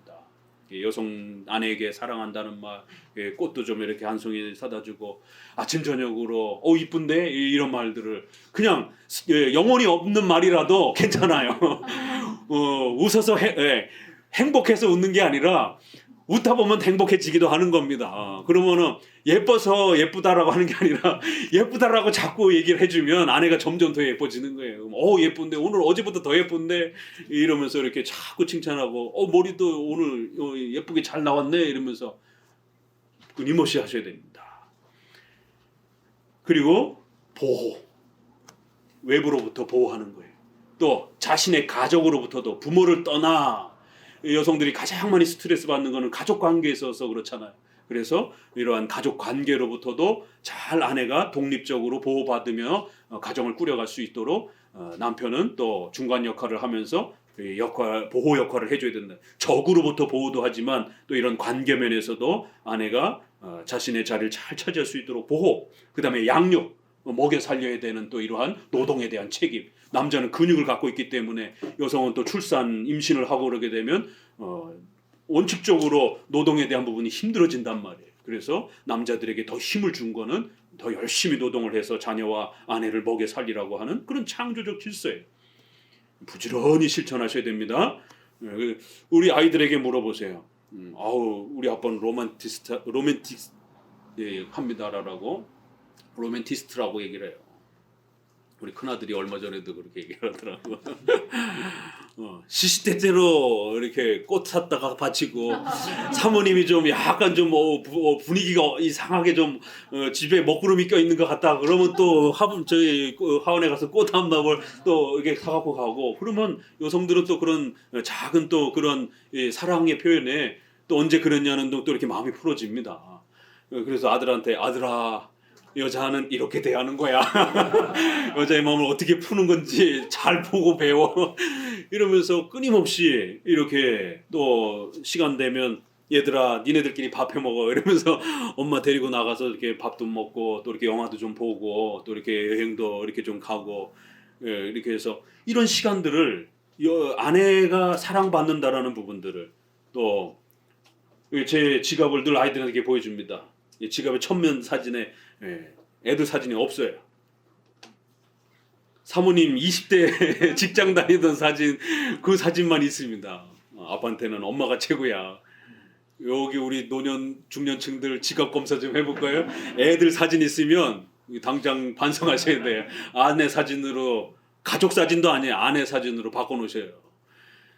그 처음 20대 때 어려서 만난 그 모습이 30년을 살아서 이제 50을 향해 가고 있는데도 60을 향해 가고 있는데도 참 신기로운 건요. 그 부부관계 신비하고 신기해요. 저에게는 그냥 그 20대 때 제가 제일 예뻐하면서 그렇게 막 쫓아다녔던 그 모습이 그냥 이렇게 사진처럼 박혀 있어요. 그래서 제가 가다 오늘 이쁜데? 오피스 예쁘다 이러면 아이고 자기 눈에만 이뻐 보이지 이제 자꾸 그러는 거예요. 근데 제 눈에 각인이 되는 거예요. 이게. 사진 필름처럼. 이게 주름이 쭈글쭈글 생겨도 그 처녀 때 그 예뻤던 그 모습이 이 눈이 이렇게 가려져 있어야 돼요, 남자는. 그래야 눈을 딴 여자한테 팔지 않게 되는 겁니다. 그러니까 이렇게 충분하게 부부가 서로 사랑하면 아이들이 튼튼해지는 거예요. 또 목사님이 사모님하고 맨날 싸우고 아침에 나오는데 주일날 아침에도 잔뜩 싸워가지고 설교하려면 그 설교가 제대로 되겠어요? 그게 성도들도 피해를 입는 거예요. 목사님 사모님이 행복하고 화목해야지 성도들도 또 그 보호를 받는 겁니다. 또 아내들에게는 남편에게 권위를 줬다라고 하는 거는 국가도 마찬가지예요. 국군 통수권, 재정 운영권 이런 게 있는 것처럼 또 사명권 이런 그 법의 이러한 그 권한들 이런 것처럼 가정에서는 의사 결정권 평상시에는 서로 의논하고 이렇게 서로 협조하면서 결정하세요. 그러나 마지막에 어떤 중요한 결정이 서로 이렇게 아직 결정이 못 났을 때는 아내가 한 발짝 물러서 주세요. 그게 지혜로운 여인이에요. 그래서 남편이 결정하도록 남자는요 자기가 실수해봐야 알지 절대로 아내가 잔소리한다고 안 고칩니다. 그게 어떤 남자들의 생리예요. 그럼 잔소리만 쏟아대게 되면 나중에 그럼 네가 알아서 해 이렇게 집어 던져버려요. 그래서 남편이 실수하고 잘못 결정할지라도 가정을 거덜내는 이런 결정 아니면 그럴 땐 저항권을 발동하면 됩니다. 그 전에는 남편이 실수하면서 배우더라도 남편이 결정해 보도록. 그럼 남편도 알아요. 아 내가 지난번에 조금 잘못 결정했구나. 다음엔 더 잘해야 되겠다. 이러면서 의사결정권. 자녀들이 생기면 훈육권. 엄마가 다 몰아서 훈육하지 마세요. 아빠한테 혼난다 이렇게 해야 됩니다. 아빠가 회초리를 들을 때는 그때 진짜 무서운 거 이렇게 가야 돼요. 그래서 아빠가 항상 집안에서 권위를 잡고 이렇게 그 다음에 재정권 아빠한테 가서 용돈 받으라라고. 그러니까 저희처럼 재정적으로 어렵고 이렇게 힘들 때는 사모님이 우리 자매들은 사모님한테 그래서 배워야 되는 겁니다. 결혼 신혼부부들 위해서 강좌 하나를 제가 열어드릴게요. 좀 많이 배우세요. 그 전도사 가난할 때도 100원 200원을 받아도 아빠한테 가서 허락받고 비록 주머니는 지갑은 엄마한테서 가더라도 아빠한테 가서 허락받고 아이스크림을 사 먹어라. 아빠가 결정해줘야 된다라고. 그게 저에게는 굉장히 자존심을 세워주는 거예요. 돈도 없는데 그조차도 그냥 엄마가 다 알아서 결정해버리고 그러면은 애들이 아빠는 아무 힘이 없구나. 이렇게 이제 결국 형성이 되는 것이에요. 그런 권위를 살려주면 남자는 집에 충성하고 목숨을 바쳐서 모슴처럼 자기 아내와 자녀들을 살리기 위하여 온몸을 불사릅니다. 그러나 권위를 존중받지 못하면 자녀들로부터 권위를 존중받지 못하면 자식이고 아내고 다 집어던지는 게 남자들이에요. 그리고는 자살해요. 한강에서 자살했던 사람들 주로 누구예요? 주로 남자들입니다. 90% 이상이. 여성이 자살했다는 얘기는 여성들이 실현해가지고 남자한테 차여가지고 이러면 이제 여자들은 자살하고 막 이래요. 희한하죠 이게. 이게 남녀의 차이 때문에 그런 겁니다. 자, 꼭 명심하세요. 그래서 칼빈도 그걸 하나님의 뜻으로 정리를 해줍니다. 남자는 권위를 잘 존중받을 때 목숨을 바친다라는 것. 여성은 사랑을 받을 때 목숨을 바친다라는 것. 이거 하나만 잘 세워도 가정이 튼튼해집니다. 4장 부부의 성생활은 어떻게 만들어가는가. 신혼, 중년, 노년으로 나눠서 봅니다. 같이 읽어봅니다. 피임은 죄인가. 로마 가톨릭은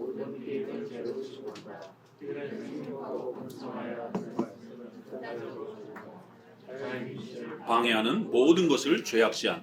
베네딕토 16세는 불가고 프란치스코는 허용, 교황의 콘돔 논쟁이 매우 유명하다. 하지만 장로교는 일반 은총을 존중하기 때문에 의료적 혜택을 일반적 상식 수준에서 수용한다. 다만 수정체를 위해를 가하는 사후피임약 형태에는 주의해야 한다. 이게 신학이 들어가는 거예요. 이 피임이라고 하는 이 작은 문제가 엄청난 신학 해석이 들어가는 겁니다. 그래서 교파마다 해석이 다른 겁니다. 이 베네딕토 16세는 이제 물러난 교황, 전직 교황이에요. 이 굉장히 보수적이에요. 그래서 생육하고 번성하라 이걸 그대로 적용해가지고 콘돔을 가톨릭 성도들이 사용하는 거를 교황령 1호 법령으로 교황 법령이 가톨릭 사람들은 하나님의 말씀처럼 그렇게 존중하잖아요. 그래서 1호 법령이 뭔가가 되게 중요합니다. 베네딕토가 1호 명령을 콘돔 사용하지 못하도록. 그건 죄악이다라고. 근데 이제 그분은 이제 뒤로 물러나고 지금 현 교황 프란치스코가 세워졌는데 이분은 굉장히 진보적이에요. 그러니까 이제 에이즈 문제라든가 이런 부분에 나름대로 이제 인권 활동을 한다고 그러면서 콘돔을 사용하도록 허용해 준 거예요. 가톨릭 그 사제가 어떤 사제가 이 남미라든가 이런 아주 성생활이 문란한 이런 지역 쪽에서 무료로 가톨릭 그 성당에서 이 건강 때문에 에이즈 질병 위험을 막으려고 콘돔을 무료로 나눠줬어요. 그게 고발이 됐습니다. 그래서 이 사제를 처벌해야 될 건가 말 건가가 교황청까지 올라가가지고 추기경들 안에 굉장히 심각한 논쟁을 일으켰습니다. 원칙대로 하면 처벌을 해야 돼요. 교회법에는 콘돔 금지니까. 근데 그걸 나눠줬잖아요.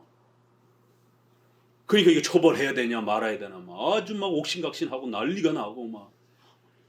이 교황의 법은 하나님의 말씀처럼 권위를 갖는데 두 교황이 해석이 달라요. 하나는 죄라고 그러고 하나는 죄가 아니라고 그러고. 그러면 성도들 가톨릭 성도들은 누굴 따라야 됩니까? 이렇게 막 왔다 갔다 하는 겁니다. 바르게 성경 해석을 못하니까. 자, 장로교 하지만 장로교는 일반 은총으로 존중하기 때문에 의례적 혜택을 일반 상식적 수준에서 다 열어주는 거예요. 다만 이 피임약에도 보니까 사후 피임약에도 수정이 된 거를 착상을 못하게 하는 방해하는 이런 형태의 사후 피임약이 있더라고요. 그거는 안 됩니다. 수정체를 파괴하는 거니까 수정되는 거를 억제하는 뭐 이제 이런 거는 조금 우리가 허용할 수 있다 할지라도 자, 남녀의 성기능 장애는 현대의 다양한 기후, 음식, 약 중독, 중금속, 스트레스로 인해서 더 많아지고 나이도 더 어려집니다. 30대, 40대 젊은 친구들이 발기부전 때문에 고통받고 있는 분들이 있어요. 근데 이거를 치료를 받아도 되는가? 비뇨기과를 가는 게 죄인가? 이걸 묻는단 말이에요. 성도들이, 청년들이. 오죽하면 비아그라 사용하면 죄입니까? 이런 정말 심각한 아무것도 아닌 건데도 불구하고 여기에 대한 기준을 몰라서 이런 심각한 질문을 하는 거예요. 산부인과와 비뇨기과를 사용하는 것은 일반 은총에 해당이 됩니다. 적극적으로 치료하고 사용하여 성기능 장애를 치료해야 합니다. 따라서 성기능 장애를 치료하기 위해서 합법적으로 사용할 수 있는 이런 비아그라라든가 보조도구, 수술, 호르몬 치료 등 모든 방법을 사용할 수 있습니다.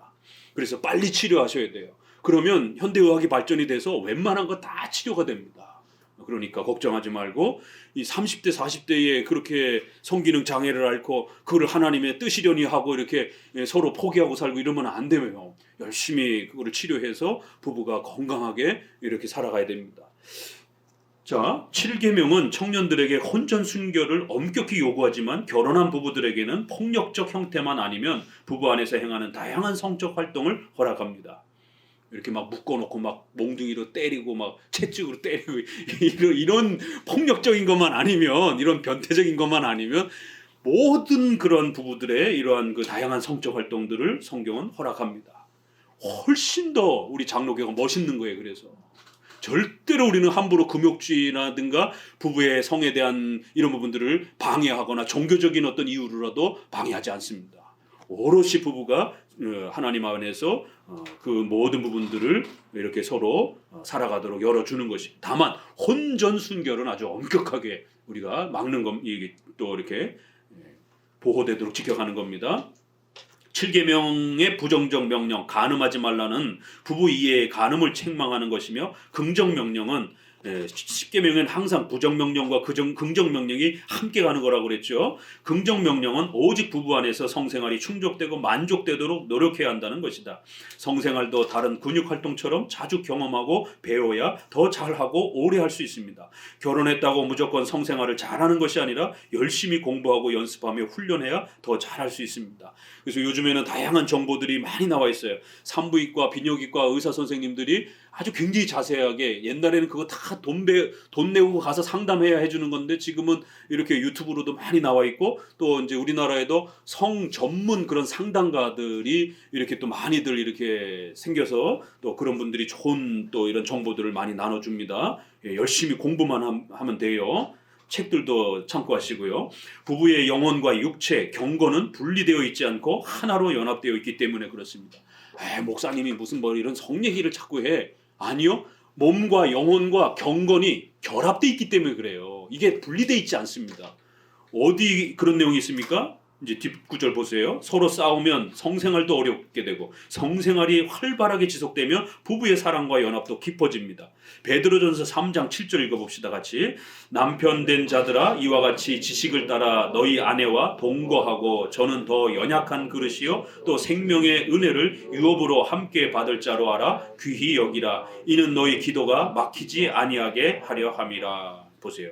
하나님의 말씀 이렇게 십계명의 지식을 따라서 아내와 동거하는 게 어떤 것인지, 동거, 부부의 성생활을 말하는 것이에요.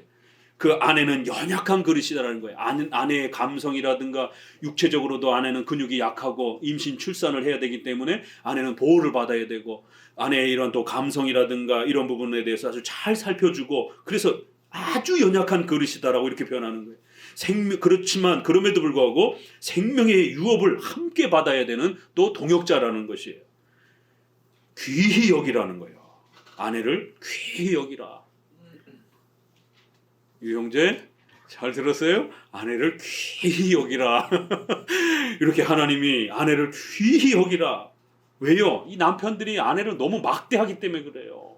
유교 문화에서 우리 남자들 얼마나 우리 어머니들을 막대합니까? 대부분 집안이 다 그래요. 어떤 집안만 그런 게 아니라. 이 성경은 아내를 귀히 여기라. 왜요? 너희 기도가 막히지 않게 하기 위해서라. 부부 사이가 멀어지게 되면 기도가 안 되는. 부부 싸움 하고 와보세요. 예배 못 드립니다. 마음이 상해가지고. 기도도 안 되고. 다 맞물려 있기 때문에 그래요. 남녀의 신체적, 심리적, 호르몬적 특징과 차이를 잘 이해해야 합니다. 남편의 활발한 성적인 욕구나 활동을 변태라고 비난하면 안 되고 여성들이 잘 이해하셔야 돼요. 경험이 없어서 발기와 사정의 미숙한 조루 현상이라든가 이런 미숙한 것도 비난하면 안 됩니다. 신혼부부들은 정말 조심하셔야 돼요. 반대로 여성의 성에 대한 소극적이고 폐쇄적인 태도나 불감증이나 부족한 경험들을 비난하면 또 안 됩니다. 한국의 여성들은 특별히 크리스찬 여성들은 거의 80-90%가 성에 대해서 폐쇄적이고 소극적이에요. 이게 우리 유교 문화 때문에. 또 한국의 금욕주의적인 경건주의가 너무 많이 퍼져가지고 여성들이 성을 더럽다라고 악하다라고 자기 남편하고의 성인데도 불구하고도 그렇단 말이에요. 그런 세계관들의 영향을 많이 받고 있어서 이렇게 아내가 적극적으로 이렇게 성을 사용하고 이러지 못합니다. 그런 부분에 대해서 너무 타박하지 말고 열심히 서로 공부하고 배워가면 되는 겁니다. 반대로 서로의 성 기능을 칭찬을 아끼지 마시기 바랍니다. 서로 잘한다라고 칭찬하면서 그렇게 배워가는 거예요.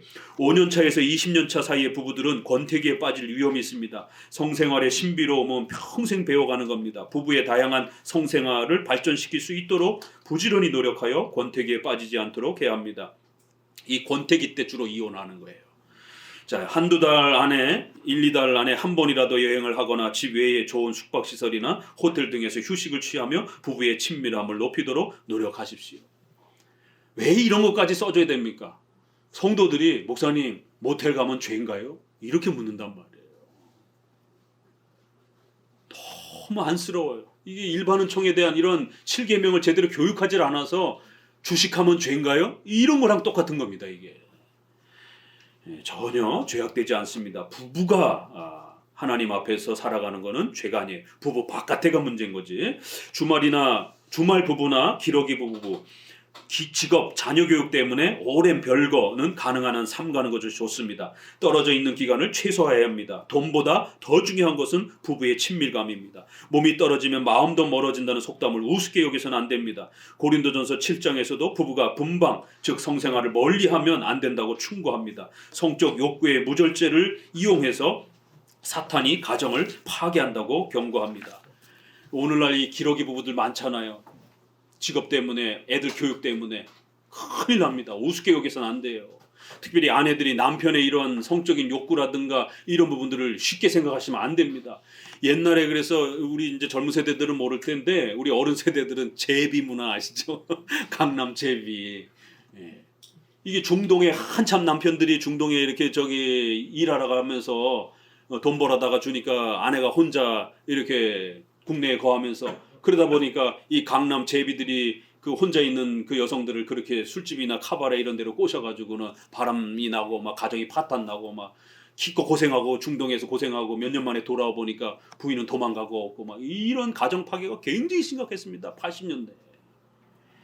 최근에는 이제 애들 교육 때문에 어려서 엄마가 애들 다 데리고 미국이라든가 이런 데 가고 남편은 혼자 있고 이 바람날 확률이 굉장히 높습니다. 돈보다 더 중요한 게 있어요. 그 때를 놓치면 큰일 납니다. 돌이키지도 못합니다. 그래서 돈을 조금 덜 벌더라도 부부가 같이 있도록 정 애들 교육이 필요하다라면 애들이 좀 커서 혼자 갈 수 있다든가 어떤 그런 대책을 마련해야지 너무 일찍 보내려고 하면 보호자가 한 사람은 쫓아가야 되잖아요. 그럼 다 가든지 아니면 애들만 보내든지 어떤 이런 선택을 해야지 엄마가 애들 데리고 가고 아빠는 혼자 남고 반드시 사고 터집니다. 이런 걸 쉽게 생각해서는 안 되는 겁니다. 중년은 신체적으로 성기능이 매우 떨어지는 시기다. 여성의 폐경과 갱년기와 남성의 갱년기 기간은 이런 고혈압, 당뇨 등 다양한 성인병으로 인해서 성기능이 저하됩니다. 배우자 중 한쪽이 성기능 저하되면 지속적인 운동과 병원 치료를 통해서 부부의 성생활이 잘 유지되도록 노력해야 됩니다. 노년의 성생활도 존중돼야 합니다. 인간은 육체를 가지고 있기 때문에 성생활은 노년에도 충분히 지속됩니다. 왜냐하면 남성 호르몬은 평생 지속되고 여성은 조금만 노력하면 충분히 성생활이 가능하기 때문입니다. 비록 성생활의 직접적인 횟수는 축소될지라도 다양한 형태로 더 깊은 친밀함을 나눌 수 있습니다. 성은 밥처럼 인류의 생존과 삶에 아주 필수적인 요소라는 사실을 명심하셔야 됩니다. 노년에 이르기까지 부부가 건강하게 성생활을 잘 유지하면 성인병 비율도 낮고 오래 장수한다는 건 이미 벌써 의사학회에 오래된 이런 보고들이 다 나와 있습니다. 성경 구절을 보면은요, 민수기 5장 12절에 이스라엘 자손에게 고하여 그들에게 이르라. 만일 어떤 사람의 아내가 실행하여 남편에게 범죄하여 타인과 정교를 하였으나 그 남편의 눈에 숨겨 드러나지 아니하였고 그 여자의 더러워진 일에 증인도 없고 그가 잡히지도 아니하였어도 그 더러워짐을 인하여 남편이 의심이 생겨서 그 아내를 의심하든지 또는 아내가 더럽히지 아니하였어도 그 남편이 의심이 생겨서 그 아내를 의심하거든. 이게 의처증, 의부증 이런 게 생겼을 때 이거 어떻게 처리해야 되는가? 야, 성경이 이런 것까지 대책을 마련해주고 있어요. 그러면 제사장 앞에 남편과 아내를 데려오라는 거예요. 그 밑줄 친 부분만 보면은요. 그래서 의심의 소재, 생각하게 하는 소재를 제사장에게 드리라는 거예요. 이제 어떻게 하냐면 토기에 거룩한 물을 담고 성막 바닥에 흙을 이렇게 한 줌 해서 물에 타고 그 다음에 저주문을 써가지고 그거 물에다 빨아가지고 이제 하나를 만들어 놓고 그걸 여인에게 마시게 하라는 거예요. 그래서 만약에 여인이 남편 몰래 바람을 폈으면 그 물을 먹으면 이제 이 저주의 물을 먹으면 21절 제사장이 그 여인으로 저주의 맹세를 하게 하고 그 여인으로 말할지니라. 여호와께서 내 넓적다리를 떨어지고 내 배에서 부어서 너로 내 백성 중에 저주거리 맹세거리가 되게 할지라. 이러면서 23절에 제사장이 저주의 말을 두루마리에 써서 그 글자를 그 쓴 물에 빨아 넣어 여인으로 마시게 하라.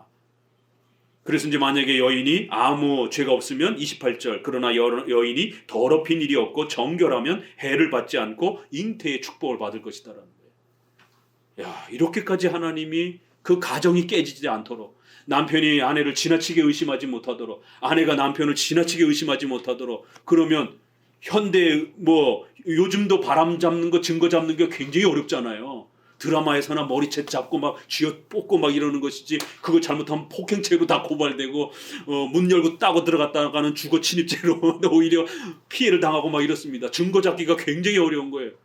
성경은 벌써 수천 년 전에 이 증거 확보를 이렇게 하라라라고 제사장 앞에 나가서 하나님의 이름을 걸고 맹세하라는 거예요.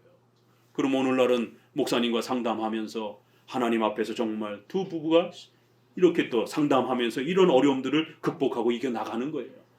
구약에는 이렇게 오래전에 벌써 부부가 의처증과 의부증 때문에 가정이 깨지지 않도록 철저하게 조심해야 된다라고. 그리고 또 만약 혹시라도 잘못한 일이 있다면 그 물을 먹는 순간에 배가 터지고 넓적다리가 떨어져 나가는 썩는 이런 병들이 걸려서 하나님 앞에 죽을 줄 알아라는 거예요.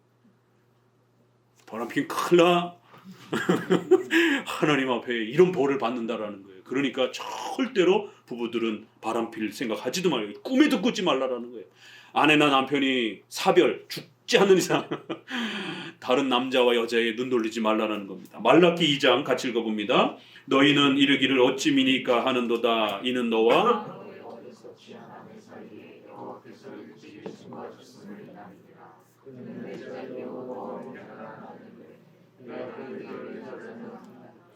여호와는 영이 유하실지라도 오직 하나를 짓지 아니하셨느냐? 어찌하여 하나만 지으셨느냐? 이는 경건한 자손을 얻고자 하심이라. 그러므로 내 심령을 삼가 지켜 어려서 취한 아내에게 괴사를 행치 말라. 이스라엘의 하나님 여호와가 이르노니 나는 이혼하는 것과 학대로 옷을 가리우는 자를 미워하느니라.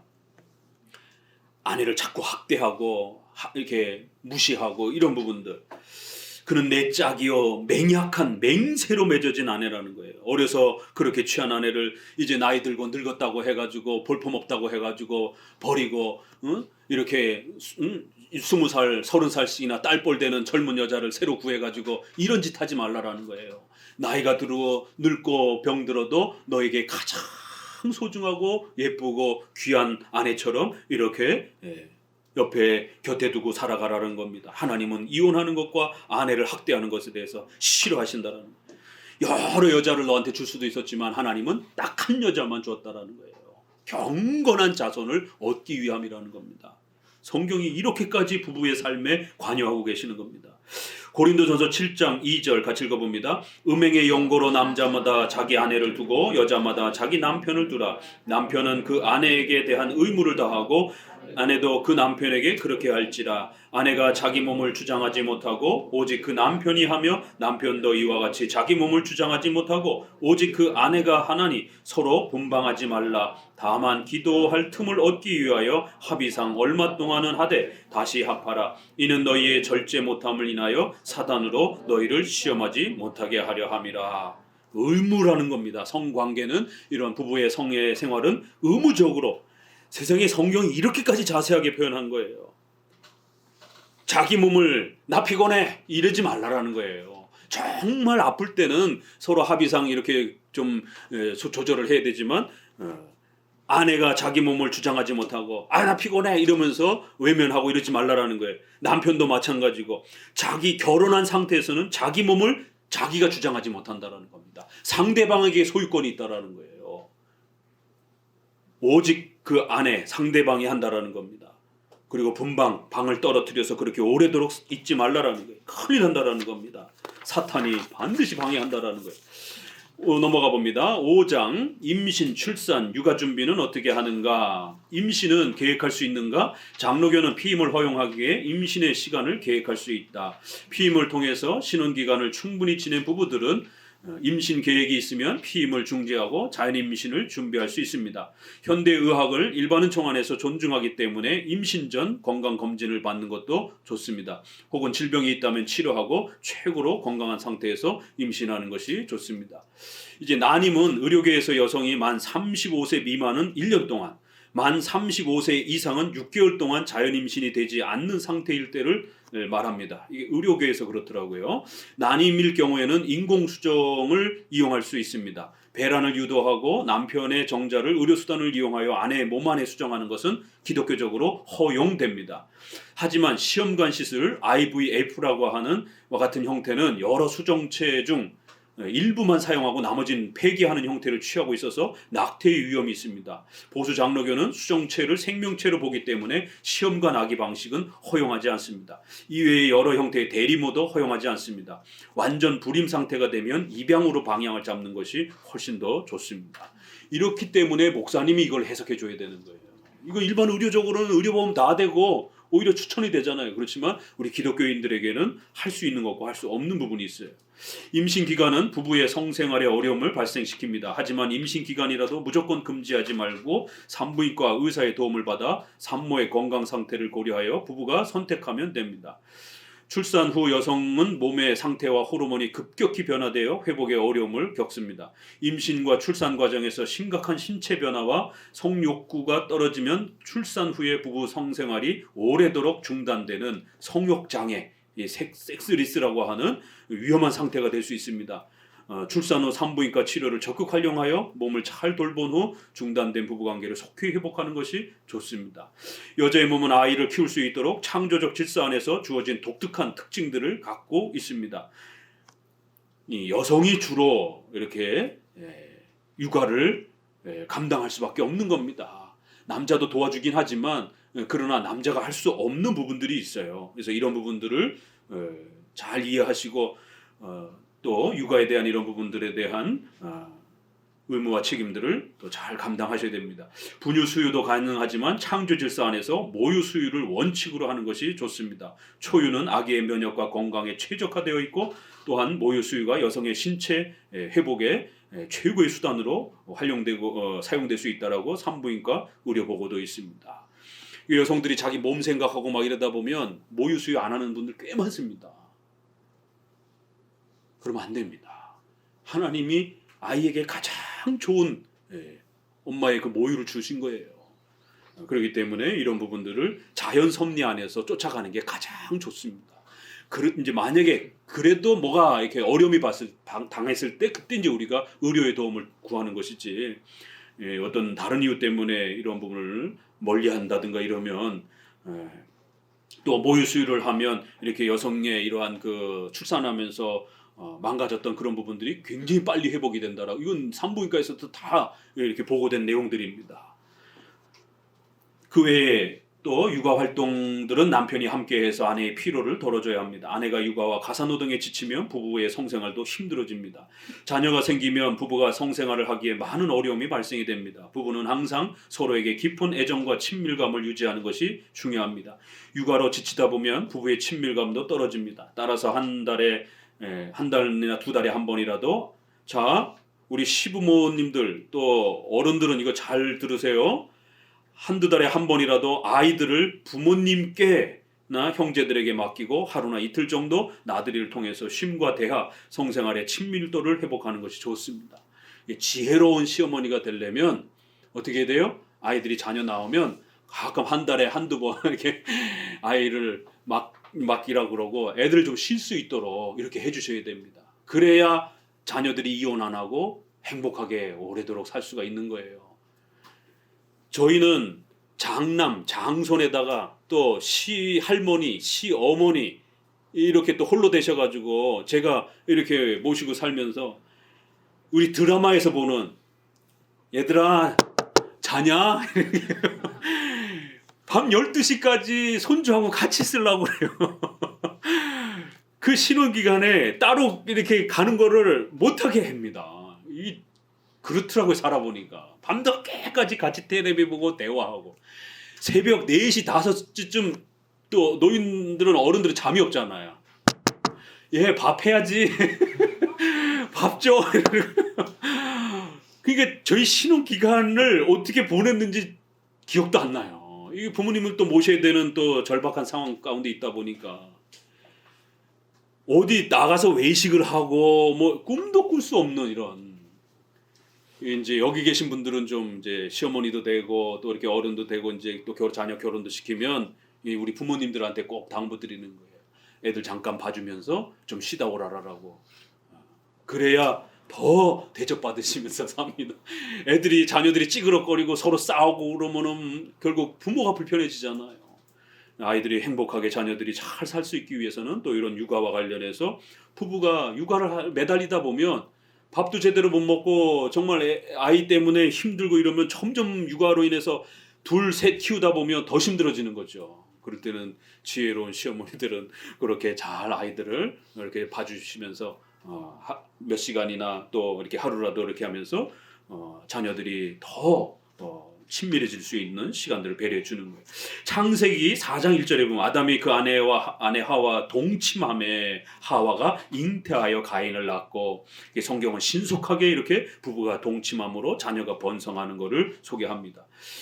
창세기 19장 31절에 여기 이제 심각한 또 이걸 잘못 또 성생활을 했을 때의 책망과 꾸중이 나오는 거예요. 에세 문제죠. 큰딸이 작은딸에게 이르되 우리 아버지가 늙으셨고 이 땅에는 세상에 도리를 쫓아 우리의 배필될 사람이 없으니 우리가 우리 아버지에게 술을 마시고 동침하여 우리 아버지로 말미암아 인종을 전하자. 그 밤에 그들이 아비에게 술을 마시고 큰딸이 들어가 아비와 동침하니라. 이게 오늘날 이제 출산이 어려워지는 난임이라든가 이런 것까지 다 이러한 성경 구절에서 끌어올 수 있는 것이에요. 이 출산과 잉태를 잘못 적용한 거예요. 오늘날도 난임이라든가 이런 때문에 대리모 문제라든가 이런 것들이 얼마나 많이 일어납니까? 그럴 때에 하나님 앞에서 안 되는 방법들이 있는 거예요. 자기들은 주변 소돔과 고모라가 망해가지고 자기 식구들밖에 이제 아버지하고 딸 둘만 남았으니까 절박한 상황에서 어떤 방법을 찾았지만 여전히 아브라함 가족들이 있잖아요. 하나님을 신뢰하지 않은 것이죠. 이러한 잘못된 또 이러한 임신 출산에 대한 이런 접근이 하나님 앞에 벌을 받는 이제 이런 일이 벌어집니다.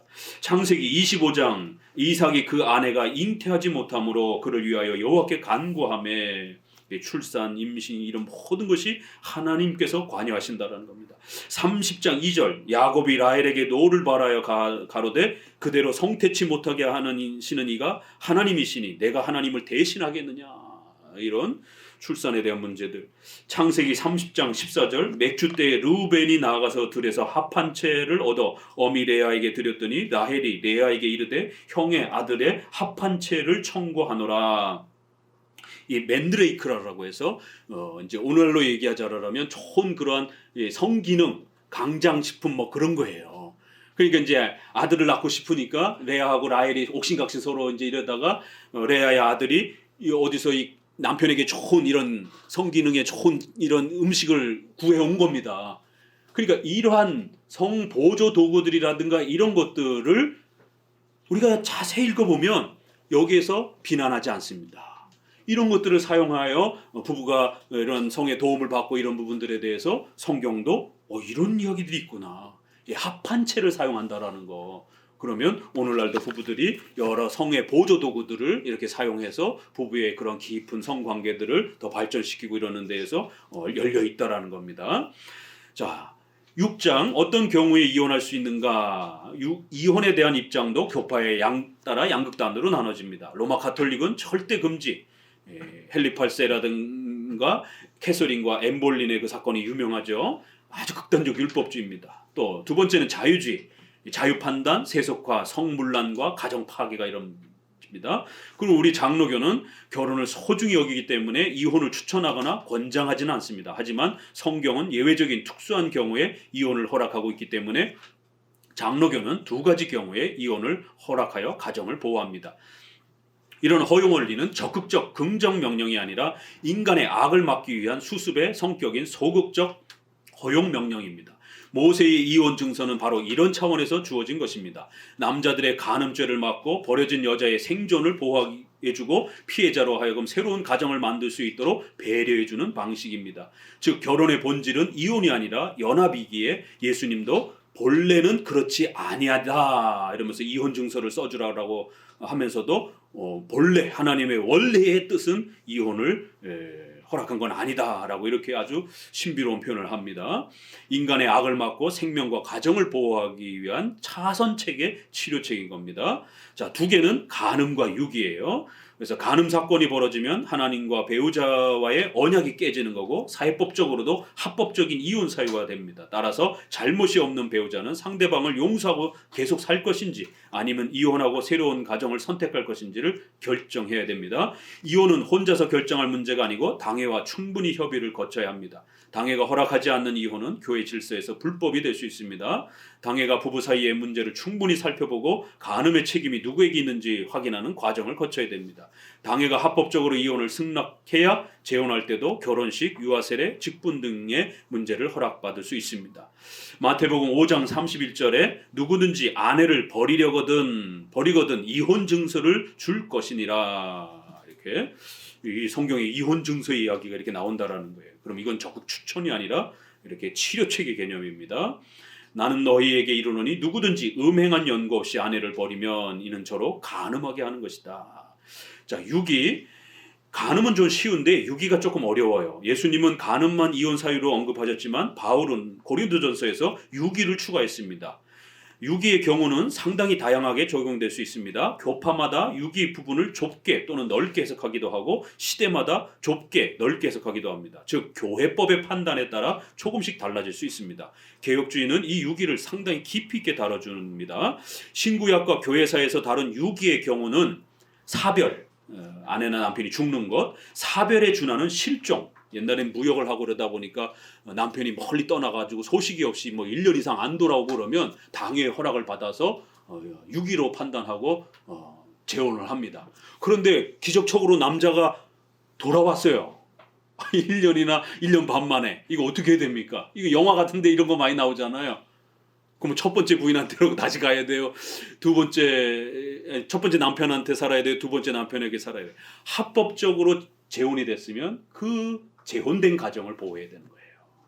이게 원칙인 겁니다. 그래서 당회의 허락이 중요하다는 거예요. 고의적인 별거와 방치, 생존을 위협하는 폭력과 중독, 법적인 사기, 중혼 이런 문제, 또 남자들 같은 경우 고자, 성기능 장애가 있는데 그거 숨기고 결혼하면 이거 나중에 들통나면은요 이거 합법적 이혼 사유가 됩니다. 그래서 중혼도 문제가 되지만 이렇게 아기를 가질 수 없는 그런 상태에 있으면 그걸 솔직하게 얘기하고 동의를 통해서 결혼을 하든 안 하든 선택을 해야 되는데 자기의 성적 불능 상태를 속이고 결혼했다가 나중에 그게 탄로나면 이거 오늘날도 사회법에서 이거 이혼 사유가 됩니다. 그런데 우리 교회법은 벌써 이거를 수백 년 전에 당회에서 제네바 교회라든가 이런 데서 종교개혁자들이 다뤘습니다. 이걸 이미. 그래서 아내가 와서 남편이 고자예요. 성불능자예요. 아기를 가질 수 없어요. 그럼 이걸 속였느냐? 이러면 이혼은 합법적으로 허락해 줍니다. 그리고 남편은 징계해요. 왜 이런 중요한 사안을 속였느냐라고. 신앙의 방해, 이렇게 또 교회 가지 못하도록 하는 이런 부분들, 특히 불신자와 결혼한 경우나 신자라 할지라도 개혁파 신앙을 유지하기 힘들 정도로 배우자가 오래도록 신앙을 방해하는 경우는 유기에 해당이 되기도 합니다. 최근에 가정폭력에 대해서도 사회적으로 공권력의 개입을 더 적극적으로 적용하여 살인과 폭력을 막으려고 하는 것처럼 교회 질서상에서도 사회적 수준을 따라서 유기 형태를 적극 적용할 수 있습니다. 유기에 대한 결정은 개인이 판단하는 것이 아니라 반드시 당회를 통해서 교회 법적 질서 가운데 판단을 받고 허락을 받아야 됩니다. 그래야 이혼 후 합법적으로 재혼할 수 있습니다. 웨스트민스터 24장 5절에 보면 약혼한 후에 간음이나 음행을 범한 사실이 있으면 결혼 전에 발견되면 파혼을 하면 되는 거고 결혼 후에는 이혼을 할 수 있다라는 것이에요. 다른 사람과 결혼할 수 있다. 이 문장이 이 500년 전을 생각하면 어마어마한 문장입니다. 그때는 재혼을 죄악으로 취급받던 그런 시절이기 때문에 24장 6절 비록 인간이 부패함은 하나님께서 결혼으로 짝져준 것을 부당하게 나누려는 근거들을 끊임 수없이 제시하지만 오직 간음이나 고의적인 별거 외에는 어떤 것도 결혼의 연합을 파기할 충분한 사유가 되지 못한다. 이렇게. 마태복음 19장 7절을 보게 되면요. 여짜오되 그러면 어찌하여 모세는 이혼 증서를 주어 내어버리라 명하셨나이까.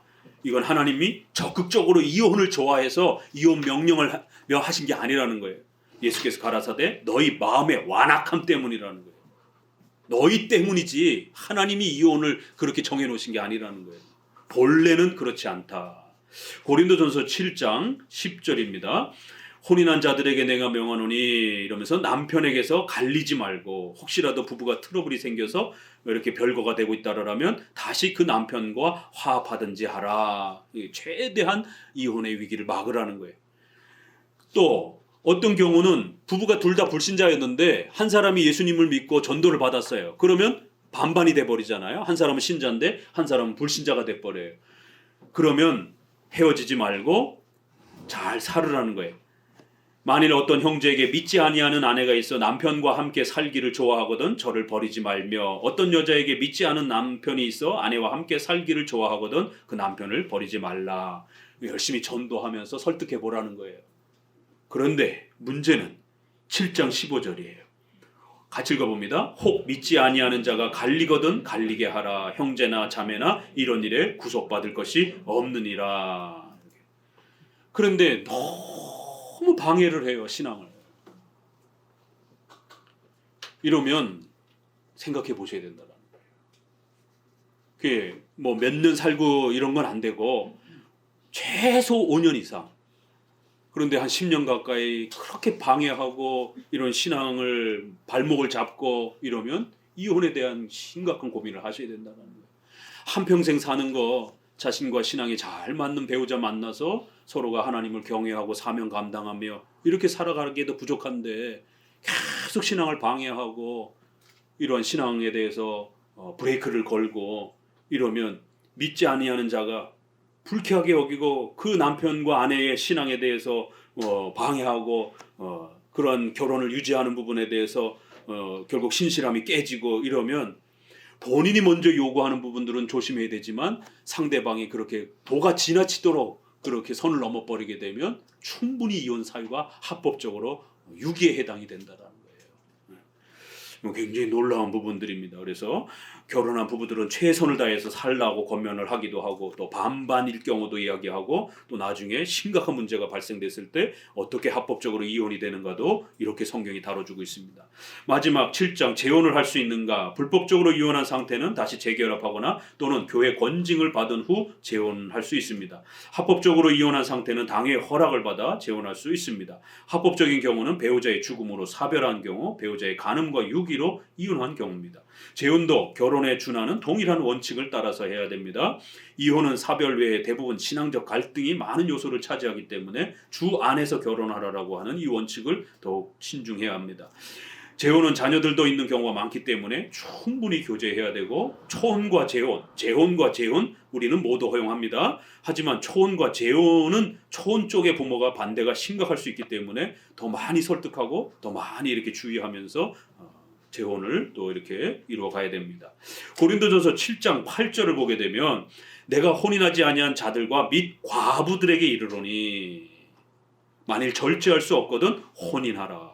이렇게 벌써 성경이 우리는 이미 벌써 과부들에게 재혼할 수 있다라고 성경이 이렇게 열어주고 있는 겁니다. 우리 조선시대 생각해 보세요. 여자들이 재혼할 수가 쉽어요? 쉽습니까 이게? 중세시대 유럽도 마찬가지예요. 남자들은 재혼하는 게 이렇게 쉬웠어도 여자들은 더더욱 어렵습니다.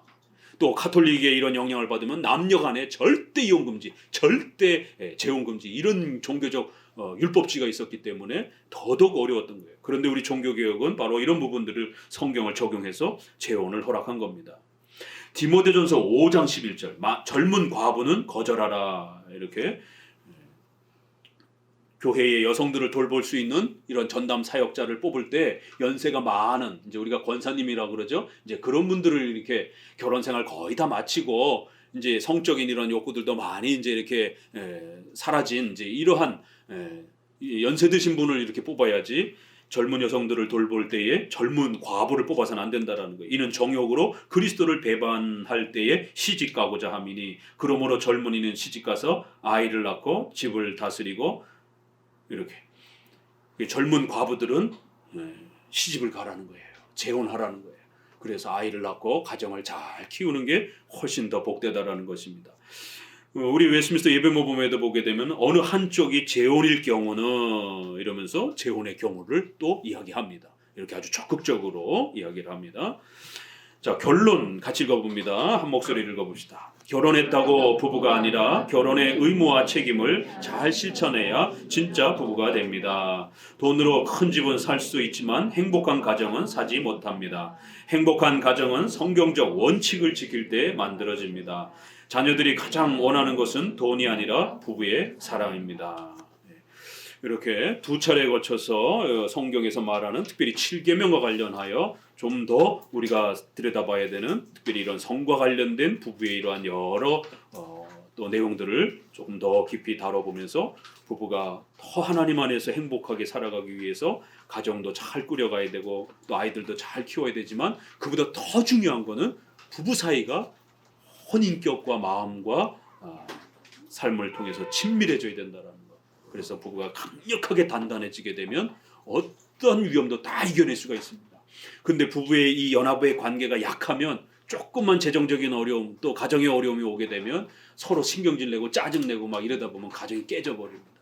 그래서 부부가 이렇게 몸과 마음 전체가 한 몸이 될 수 있도록 온전히 성경적인 이러한 또 5계명의 질서에 또 가정의 질서들을 서로가 잘 노력하시고 또 부부가 평생토록 이러한 또 원칙들을 잘 익혀서 멋있고 훌륭한 또 하나님 앞에 복된 절대로 이혼하지 않는 우리 장로교 부부들이 되시기를 주의 말씀으로 권면을 드립니다. 기도합니다.